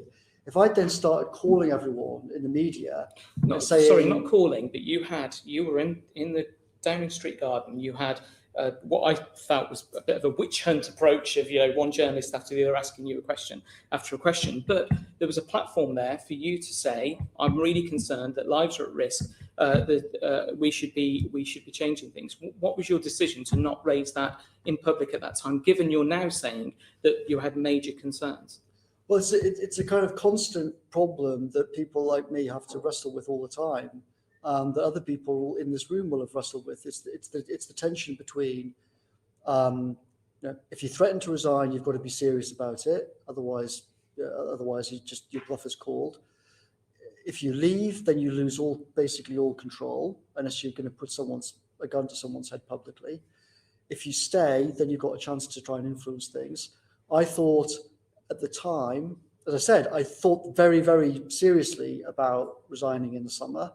I was dissuaded from doing so by the Cabinet Secretary and by other senior people who said, please stay, don't do it. You have that tension. And I don't know quite what. So I think in retrospect, I was probably right not to resign in March. I think in retrospect, I was definitely wrong not to resign in September. Whether or not I should have gone in the summer or not I don't know. But you mentioned there about tensions between decisions. And what we've heard this morning is that you've said that you had no real power, yet you took the test and vaccination programme off the Secretary of State. You had major concerns a year ago, but didn't raise them in front of the media when you had an opportunity. You were concerned about making decisions that would put people's lives at risk, yet you took a trip to Durham, which I appreciate you've explained in more detail now. Do you get that there's listening to this for the past 3-4 hours, that there's sort of you didn't have any power, you didn't have any control, you had the ear of the Prime Minister but didn't really use it, and yet on the flip side, you were able to make things change. I just think from a perspective of decision making, it just something doesn't connect there for me. Well, I think all people all over Westminster exaggerated. I think arguably they underestimated the influence that I had between July and December 2019. Arguably, they massively exaggerated the influence that I had after the election. The whole idea that I was the second most powerful person in the country and all of that, and I could just click my fingers and do this and do that and do the other, was just completely wrong. If I could have clicked my fingers and done things, there would have been a serious border policy. Masks would have been compulsory. Hancock would have been fired. We'd have done, like dozens and dozens and dozens of things. What happened is, fundamentally, the Prime Minister and I did not agree about COVID. We did not agree about COVID after March. After March, he thought the lesson to be learned is we shouldn't have done the lockdown. We should have focused on the economy. It was all a disaster. I should have been the Mayor of Jaws. I thought that perspective was completely mad. I had very little influence on COVID stuff. I mean, I tried, I made arguments, but as you can see, on pretty much all the major arguments, I basically did not win. What I therefore did in the summer was I brought in Simon Case to be Permanent Secretary at Number 10, because I thought the Prime Minister's not listening to me on this whole subject. Our relations are getting worse and worse. His girlfriend is desperate to get rid of me and all my team. If I bring in someone official to kind of take over on COVID, that will A, make things better, and B, maybe you'll listen better to Simon Case than you will to me, which to some extent did happen. And then I spent a lot of my time in kind of May, June, July, not on COVID, but on defence, science and technology, procurement reform, planning regulations, the economy, productivity, innovation, data, all of the civil service for all of these sorts of things. And I tried to use what influence I had on those things where either the Prime Minister agreed with me or he didn't really care, in which case I could push things on. But it wasn't really useful me just sitting in meeting after meeting on things like quarantine, where he just didn't agree. So just for my final question, sorry for time taken, Chair. For lessons learned moving forward, it sounds like you were perceived to be, the chief advisor, whatever the title may be, to the Prime Minister, but your advice was not being taken. And was that because of the fact that you didn't bring people along with you to agree with your advice to then have that to get the Prime Minister to listen? What was the reason for that? Because the bit that comes to my mind is that if we go into another pandemic in a few years' time, how do we set up the structures according to what you're saying today to make sure that advice is listened to? Because ultimately, shouldn't you be effectively the canary in the mine to be able to say, actually, there's stuff coming down the line that we need to do something on? And it sounds like your advice, from what you're saying, was not taken on board, rightly or wrongly. So I think it's hard to sort of generalize about some of these things. I think on lots of stuff on COVID, actually, there was a centre of gravity in Number 10 for the same view around that agreed with me, but the Prime Minister just wouldn't do it. On many issues, me, the Cabinet Secretary, the Chancellor, other senior people agreed, but the PM just wouldn't do what we advised. So I think the problem wasn't necessarily I couldn't persuade other people on lots of things. I mean, everybody was screaming on quarantine, have a policy and set it out clearly and stick to it. We cannot keep changing your mind every time the Telegraph writes an editorial on the subject. Everybody agreed with me about that, regardless almost of what they thought the real policy should be. But nobody could find a way around the problem of the Prime Minister just like a shopping trolley smashing from one side of the aisle into the other. Well, interested to see the evidence. So thank you. Thank you. Just before we move on from this, with respect to Barnard Castle, one of the things that really upset people wasn't taking your family out of London. It was that trip when you were up there that you said was to test your eyes, but others said was actually a birthday trip for your wife. Do you stand by that account? I think if I was going to make up a story, I'd have come up with a hell of a lot better story than that one, right? I mean, it's such a weird story that, like, the truth is, like, only a few days before then, I'd been sitting in bed writing, like, a will, like what to do if I die. I then was thinking about coming down on the 12th, the Sunday, but I was basically too ill to do that. My wife said, look, you're in a state, you can barely walk. Like, are you sure you're okay to go back to work? Are you sure you're okay to this whole thing? And I don't know, I mean, I try to explain this all the time. It seemed to me like, okay, if you're going to drive 300 miles to go back to work the next day, then pottering down the road for 30 miles and back to see how you feel after you've just come off what you thought might be your deathbed didn't seem crazy to me at the time. Did it not seem crazy to do that test with your wife and child in the car with you? No, it didn't. Didn't seem crazy. Does it not seem a bit crazy now? Let's get in that you are testing your eyesight with your wife and child in the car with you. It didn't seem crazy at the time. It seemed just like, okay, let's get in the car, drive up and down the road. If I feel bad, come home, see how I feel as I get going. Okay. But I can completely understand that. I can completely understand why why people think the whole thing was weird. And obviously, I wish I'd never heard of Barnard Castle, and I wish I'd never gone. And I wish the whole nightmare had never happened. But hopefully, people can even if they don't agree, hopefully they can understand. As I say, I can only apologise for the whole debacle. Okay, we have talked a lot so far about things that went wrong, but I think we should spend some time on the big thing that went right, which was the vaccine programme. And I've got 3 colleagues who want to ask you about that. But just let me open by saying, what is it that you think we got right on the vaccine that was so different to some of the other things that we've been talking about today? I think fundamentally on vaccines, there was clear responsibility. There was someone who was actually in charge of it, Kate Bingham, and she was working with Patrick Vallance. She built a team of people that actually understood what they were doing. And she had the kind of strength of character not to be pushed around by, so we had a kind of formal thing, which was, you're in charge of it. You report basically directly to the PM. You don't report to the Department of Health. So she knew kind of who her boss was on it. Built a great team, and we also said to her, treat this like a wartime thing, ignore rules. If lawyers get in your way, come to us, we'll find ways of bulldozing them out of your way. And it just, clear accountability, people that really understood what they were doing, relative to almost everything else in Whitehall, extremely low friction, and some great kind of technical help. I think those things, when you put them together, meant that it worked better than pretty much anything else. I think this is not in any sense a comment on Kate.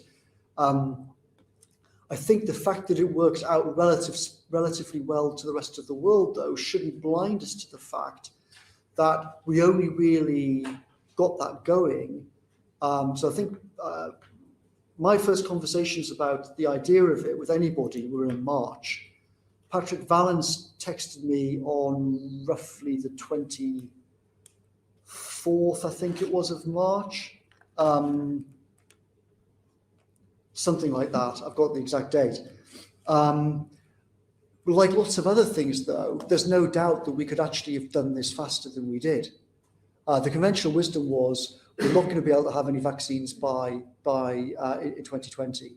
Now, in March, I started getting calls from various people saying these new mRNA vaccines could well smash the conventional wisdom, don't necessarily stick to it. People like Bill Gates and that kind of network were saying.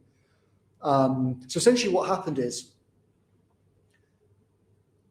there's a network of people, Bill Gates type people, who are saying, completely rethink the whole paradigm of how you do this. Build in parallel. Here is the science thing, here is the manufacturing thing, here's the distribution, here's the supply, here's logistics, here's the data. The normal thing is you kind of do those sequentially. What Bill Gates and people like that were saying to me and to others in number 10 was, you need to think of this much more like some of the classic programs of the past, the Manhattan Project in World War II, the Apollo program, build it all in parallel. Now, in normal government accounting terms, this is completely crazy because if nothing works out, you've spent literally billions building all of these things up. And then the end result is nothing, you get zero for it, it's all waste. But what Bill Gates and people were saying, and what Patrick Vallance and Patrick's team were saying was, the actual expected return on this is so high that even if it does turn out to be all wasted billions, it's still a good gamble in the end. And all the conventional Whitehall accountancy systems for this can't basically cope with it. You've just got to throw them all down the toilet. And that is essentially what we did. Patrick came to me and said, I want to do this. I think we must take it out of the Department of Health. Bear in mind, this was at the time we were having all these conversations about PPE, about testing, about shielding, about all the things we've gone through today already. with all of these different things being wrong. Patrick said, take it out of the Department for Health. Will you support me on that with the PM? I said, absolutely, damn sure I will. I spoke to the Cabinet Secretary. The Cabinet Secretary completely agreed, because also he was watching all of these meetings in April about all the problems the DH had. So weirdly, this was one of the things that actually had almost no real formal meetings and actually very little discussion. Patrick, me, and Cabinet Secretary all basically went to the Prime Minister when he came back from being ill and said, there's just no alternative. We've got to do it like this. It's inconceivable we can leave it in DH. Here's the structure. And the Prime Minister just decided in 90 seconds, fine, do it. And that was it. And there was basically not really any formal structure. There was a little bit of whinging here and there there's a little bit of pushback in some quarters saying, this is extremely risky. If you don't go down the EU approach and that works and we do it ourselves and it doesn't work, you guys are all going to be in a huge political hole. But you have to take risks. But you have to take risks. And when we looked at the EU plan, not just me, but all the people that really understood vaccines and some procurement experts that we asked to look at it all said, well, the EU plan just looks like the classic EU Brussels thing. It's going to be completely bogged down in bureaucracy. They're not going to be able to take the right financing decisions. They're not going to do this parallelism approach of building everything and subsidizing everything as you go along. So it seemed at the time like that was just clearly the right thing to do. And thank goodness that was one of the few things I think that we got right. Thank you. Let me bring in my colleague, Zara Sultana. Thank you, Chair. I was meant to come in earlier, but I had a PMQ, so I'm not going to go entirely on vaccines at the beginning. I just want to pick up on some points, Mr. Cummings, that you made earlier regarding herd immunity. You said that it was an unavoidable fact and it was the official plan of the government. Did the Prime Minister specifically acknowledge that pursuing this would result in an excess of 500,000 deaths? And was he okay with that death toll or a death toll of that margin? So the Prime Minister was definitely aware that as I said earlier on, that herd immunity by September in a single wave was the official plan A. That's on the COBRA document that I shared with you as it's described, the optimal single peak strategy. On the 12th, the Prime Minister, like me, heard in the conversation about chickenpox parties and the interviews that a few people gave about herd immunity. And the Prime Minister, like me, started to think, hang on a second, this sounds at best extremely frightening. Is this really what we're going to do? But as I said, up until when we had the meeting on the 14th, the whole point of that meeting was, here is the real numbers on what the herd immunity by September strategy really means. It's on the best case, 260,000 people dead. On the DH's own thing, we can't do that. We just can't do it. We've got to gamble on an alternative plan. But at that point, remember, the conventional wisdom was, if you do gamble an alternative plan, it's not going to be 260,000 people dead. It might be 2 or 3 or 4 times worse than that in the autumn. And that was the whole argument that kind of played out between the night of the 13th and when we decided to lock down by, kind of the weekend of the, 18, 19, 20, the back end of the following week. But it's completely bizarre. Everybody knows that the Secretary of State for Health, the Chief Scientific Advisor, the Chief Medical Officer were all briefing Laura Koonsberg, Robert Pester, and all the key media people in the week of the 9th on single peak herd immunity by September plan. It's totally bizarre and incomprehensible to me that the government that Number 10 would now be trying to deny that when it was officially described. It's on all the official documents, the CSA, etc., and people from SAGE all said it on TV. And the Cabinet Secretary described it as the chickenpox parties thing on the 12th. That was the whole. So I'm completely baffled as to why Number 10 is now trying to deny that was the plan. The whole point is that was the original plan, but we realized what the consequences of it were going to be, and we decided that it was intolerable and we had to try and try something else.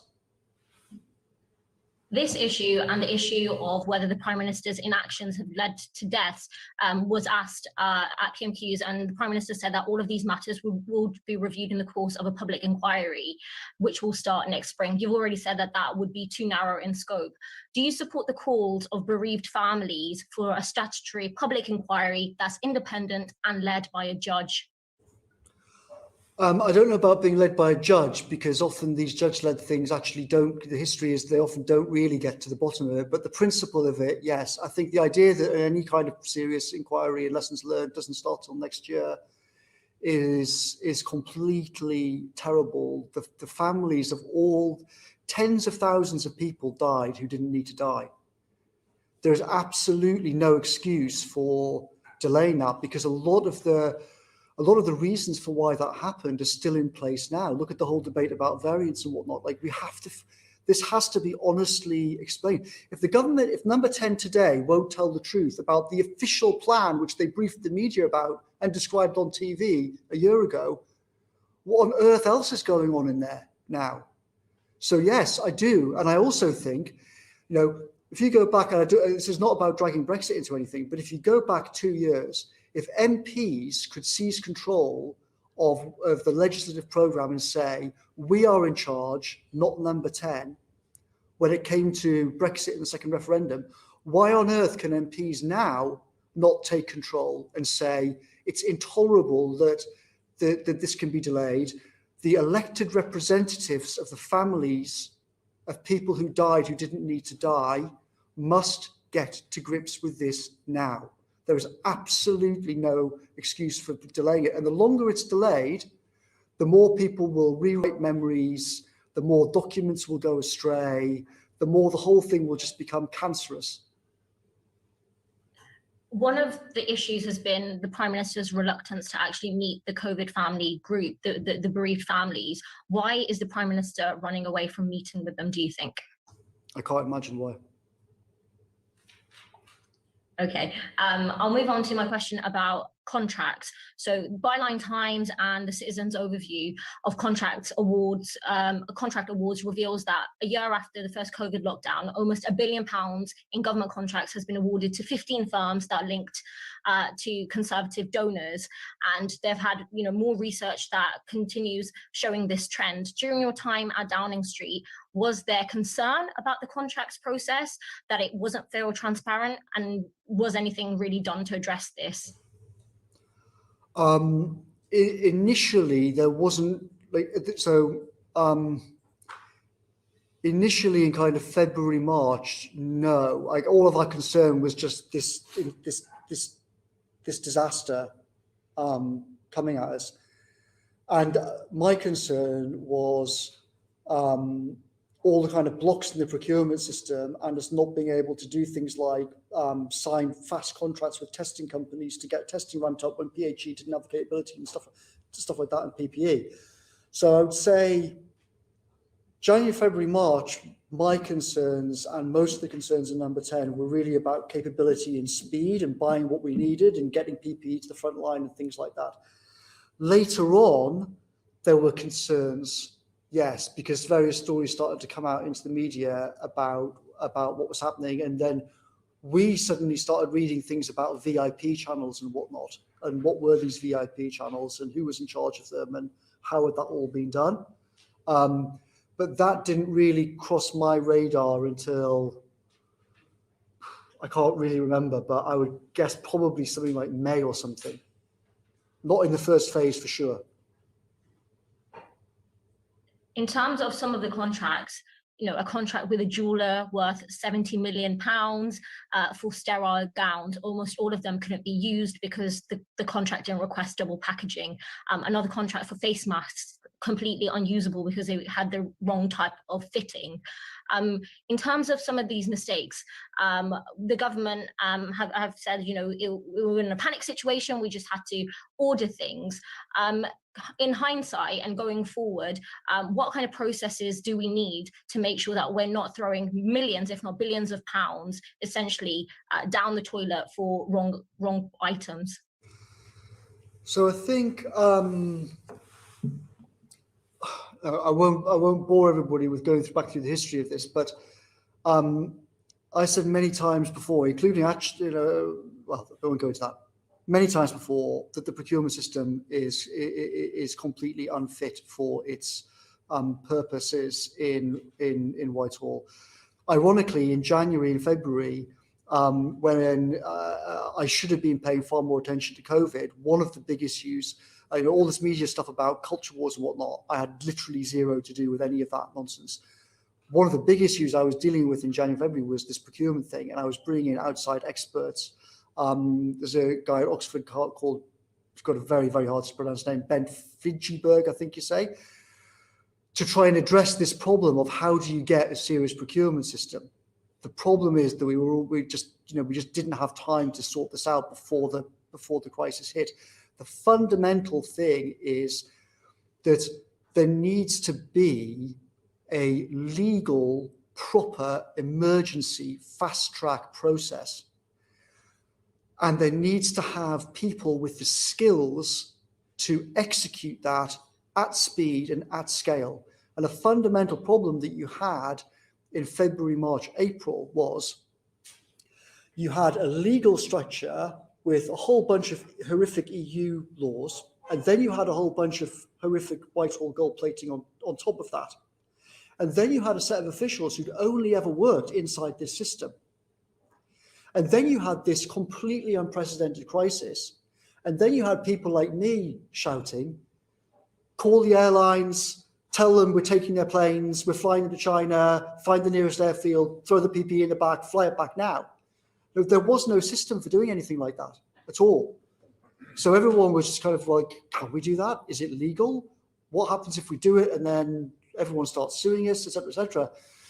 So the obvious lesson, and one of the things that I spent my time on in the summer and autumn, was changing the combination of changing the legal framework and changing the kind of recruitment and the skills and the training and everything, so that you've got a set of people in place that can just do that. There should be a kind of trigger point, right, where either Parliament votes on something or the Prime Minister presses a kind of button mark panic.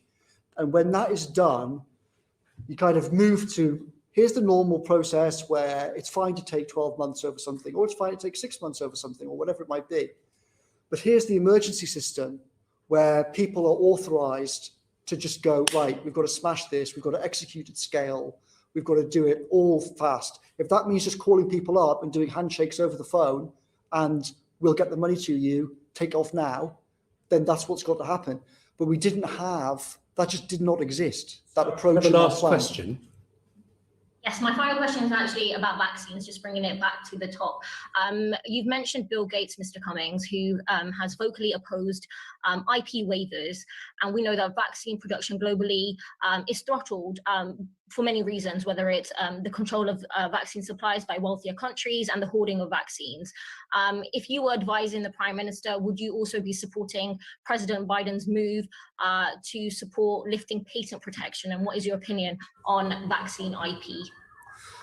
I don't really have an opinion on it. I strongly suspect that Bill Gates knows far more about this than President Biden does.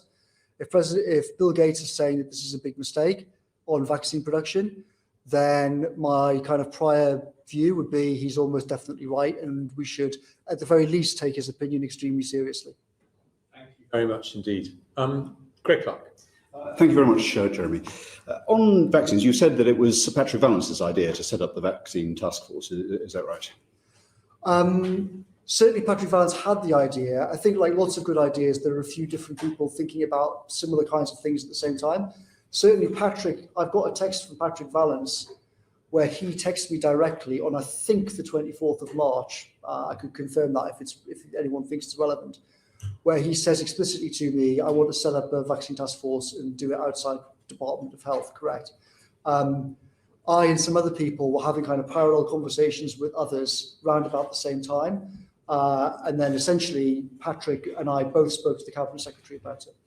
The deal with AstraZeneca, between Oxford, AstraZeneca and the government, that was done before the vaccine task force was set up. Do you recall who was instrumental in bringing that to bear? my memory of it is that Patrick Vallance was instrumental in it. Right. So it was. So he was involved in both of those initiatives. Well, Patrick, before he came into government, had worked in the private sector, working literally on vaccines. So he understood and actually knew a lot of the key players involved. Certainly, my conversations on the AZ vaccine were with Patrick, and there was at one point a terrible fright that Department for Health was about to sign a contract, basically a duff contract on AZ, which would not have given us the rights to the vaccine, or would have left them questionable. And Patrick kind of intervened and sorted it out and made sure that the contract worked out properly, thank goodness. So I think Patrick deserves absolutely massive, enormous credit for his role in the vaccine task force. There's no doubt about it. I think, as far as I'm aware, he's the first senior official who came up with the idea. The other people who I know were talking about it were kind of people outside of government. He was the first official to come up with the idea. He pushed it. He came to me. He came to the cabinet secretary. He made the case to the PM, and I think he deserves enormous credit from the country for his role in it. Absolutely. So in terms of lessons learned, that's clearly a very strong positive. I think you referred earlier to the idea that actually things may have been done perhaps even quicker, triumph though it was. And I think you were referring to starting human challenge trials earlier. Was that something that was contemplated? And tell us about the history of that suggestion. So I think, to stress, this is not my idea. So this is not like some idea that I think that I've come up with, which is a good idea. It's not. It's essentially the idea is that normally, obviously, for any kind of vaccine thing, you have a whole testing process, and you've got to take quite a lot of time to go through it all, because you've got to make sure, you've got a disease that's killing, say, 1 or 2% of the population, then you've got to make sure you don't have a vaccine which kills more than that. However, for something like this, I think from the point of view of like overall human civilization, how could we have done better? I think it's unarguable of what should have happened. The companies doing mRNA vaccines basically created the vaccine itself in literally hours in January. Hours. What should have happened is that governments like America and us should have gone to those companies and said, right, we're going to take your idea. We're now going to have what's called human challenge trials. We will pay 5,000, 10,000 people, and we'll pay you to be injected with COVID. And then you have some kind of control system where you're injected with COVID. Some of you get this vaccine, some of you don't get this vaccine. And then everyone takes their chances. And then, if you die, your family will get £1 million or whatever, something like that. That would have obviously been the best thing to do. And if we'd done that then, we could have hugely cut the time, I think, for doing this. We could definitely have got vaccines in people's arms by September. And the reason why I think this is an important thing is, imagine if we suddenly have another thing like this, but it's not like COVID. It's something like smallpox or Ebola, which kills 1 in 3 people, right? We have to be able to have a system that doesn't just go, oh, well, tens of millions of people are going to die, nothing we can really do. We've got to go through this safety challenge process.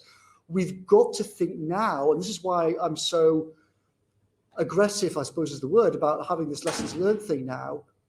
We've got to have a system in place where we go, holy Lord, new Ebola thing. Right, mRNA companies, Pfizer, where's the vaccine? Right, 10,000 people, what's the price that it pays? So this is one of the reasons we're conducting this inquiry, so we can get on with lessons that can be learnt. But just to understand it, was the fact that we didn't do that, and as I say, there's no criticism of the fact that this was done at remarkable pace, were we constrained by regulation or by a kind of distaste for the risk involved in injecting healthy people with COVID?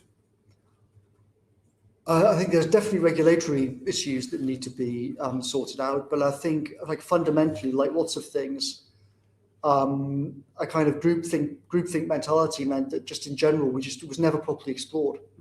I mean, a few people did suggest it, and it was talked about. Who suggested it? But I actually can't remember now who suggested it. I know that there were conversations around about it. I got emails from some people saying you should be doing this.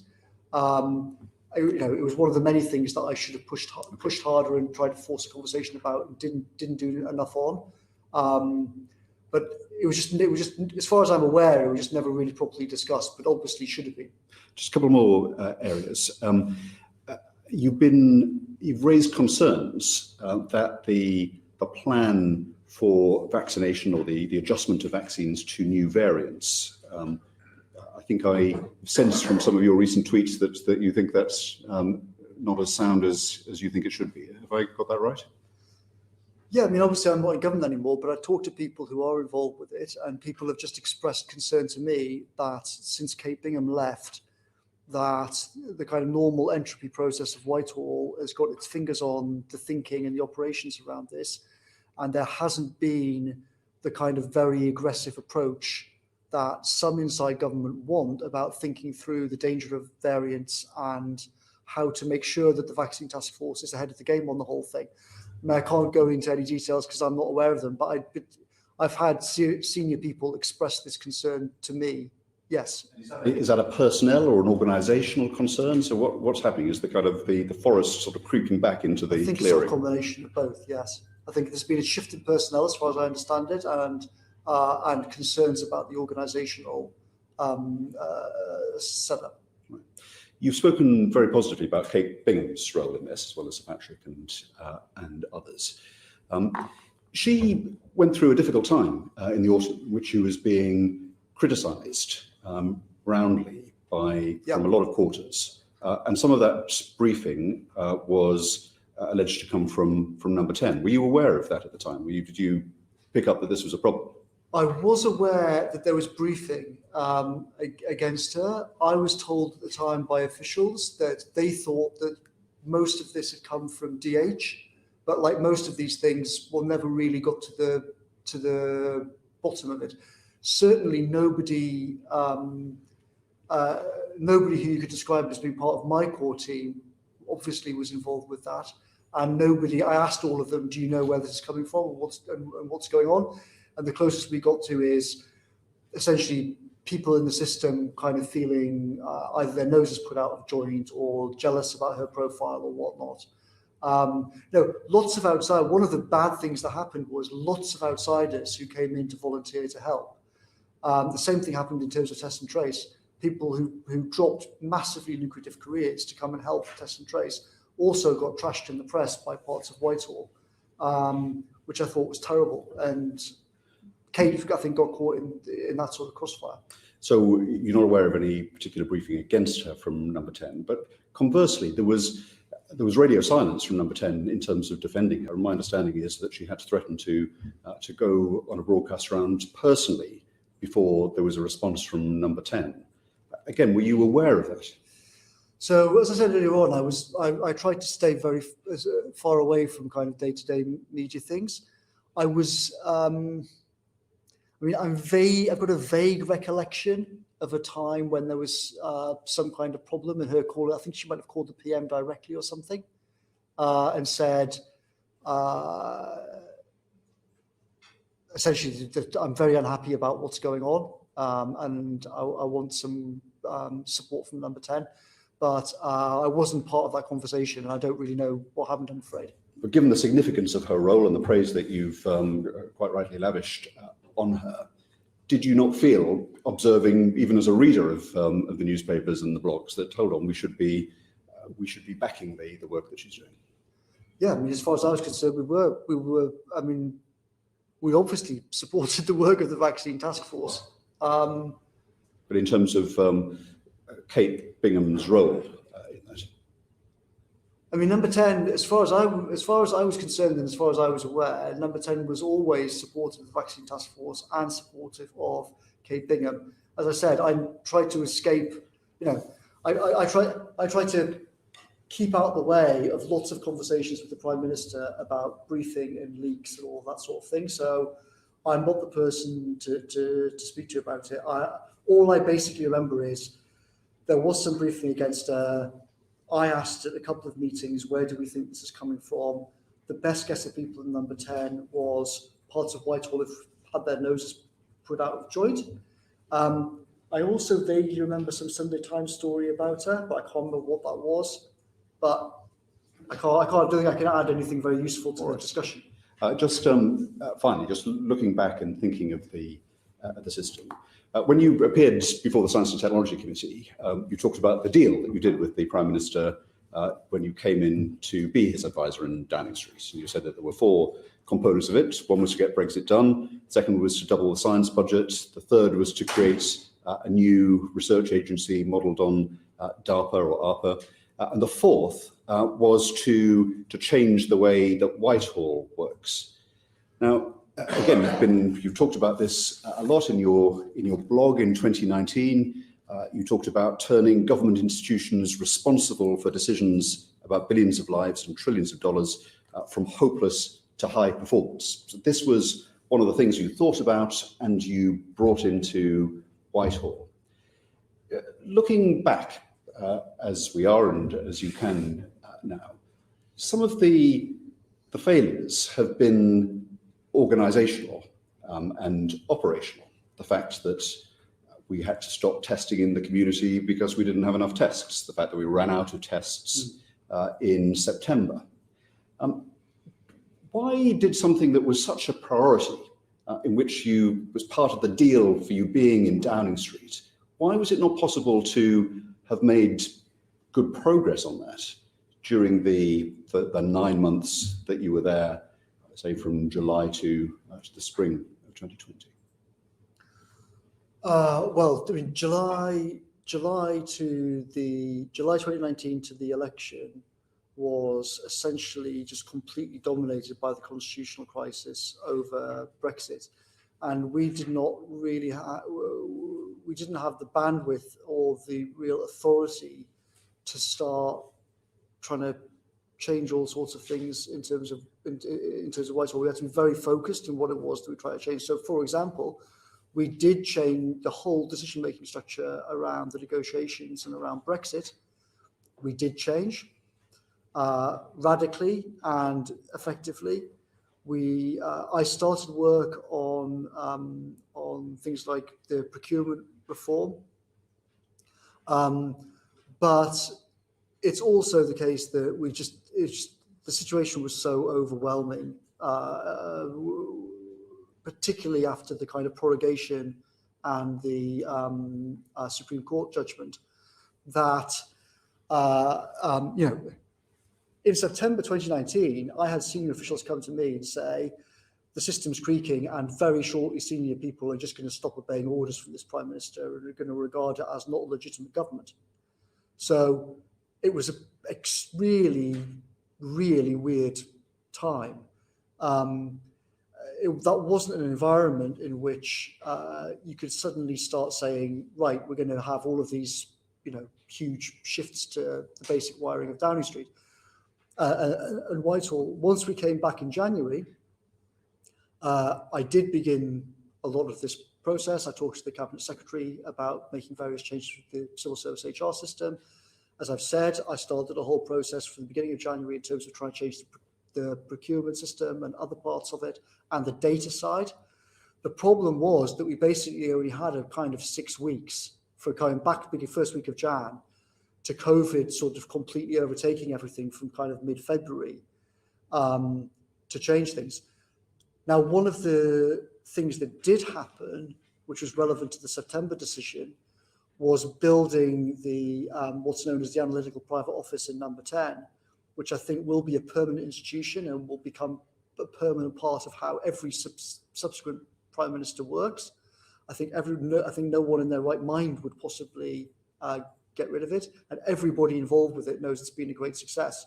So I think that shows. If you read the media, you'd think that this was all some huge row between me and all the officials and everyone hating it and everyone screaming at each other. But the truth is, pretty much all the good senior officials completely supported me on that and helped and to help me do it. And it was a joint enterprise. It wasn't Cummings against the system. It was all sensible people realised that this was a huge gap in Whitehall capabilities, and we had to try and change it, both structurally and in terms of the specific skills. Okay, thank you. Thank you. James Davis. Thank you, Chair. And thank you, Mr. Cummings, and I think your 6th hour in front of the committee. You've talked about the success of the vaccine task force. Are there lessons to be learned from that can be applied across government? Certainly, I think, as I said, some of the core principles of who is actually responsible for the team. Jeremy knows, Greg knows, like the British state is set up almost by design to create a dysfunctional system, because you have to go out and potentially resign over things that are being done, and you cannot fire a single person apart from your spads in the department. Like nothing that works well in the real, literally nothing that works well in the real world ever works like that. It's a completely crazy system. So you have a system in which responsibility is by design diffused and no one knows who's really in charge. One of the key things in the vaccine task force was we tried to just keep things very simple and have it. How do really good things work? You know who the boss is. It's her team. Kate is going to pick the people. Patrick's going to give scientific advice. And if it turns out that Kate Bingham is no good, we'll get rid of her like that and we'll put someone else in who is responsible, etc., etc. That was the whole reason for the approach. She picked the team. She did a good job in picking the team, and everyone knew that they were working for her. They weren't working for Hancock. They weren't working for the permanent secretary in DH. They weren't working for the cabinet secretary.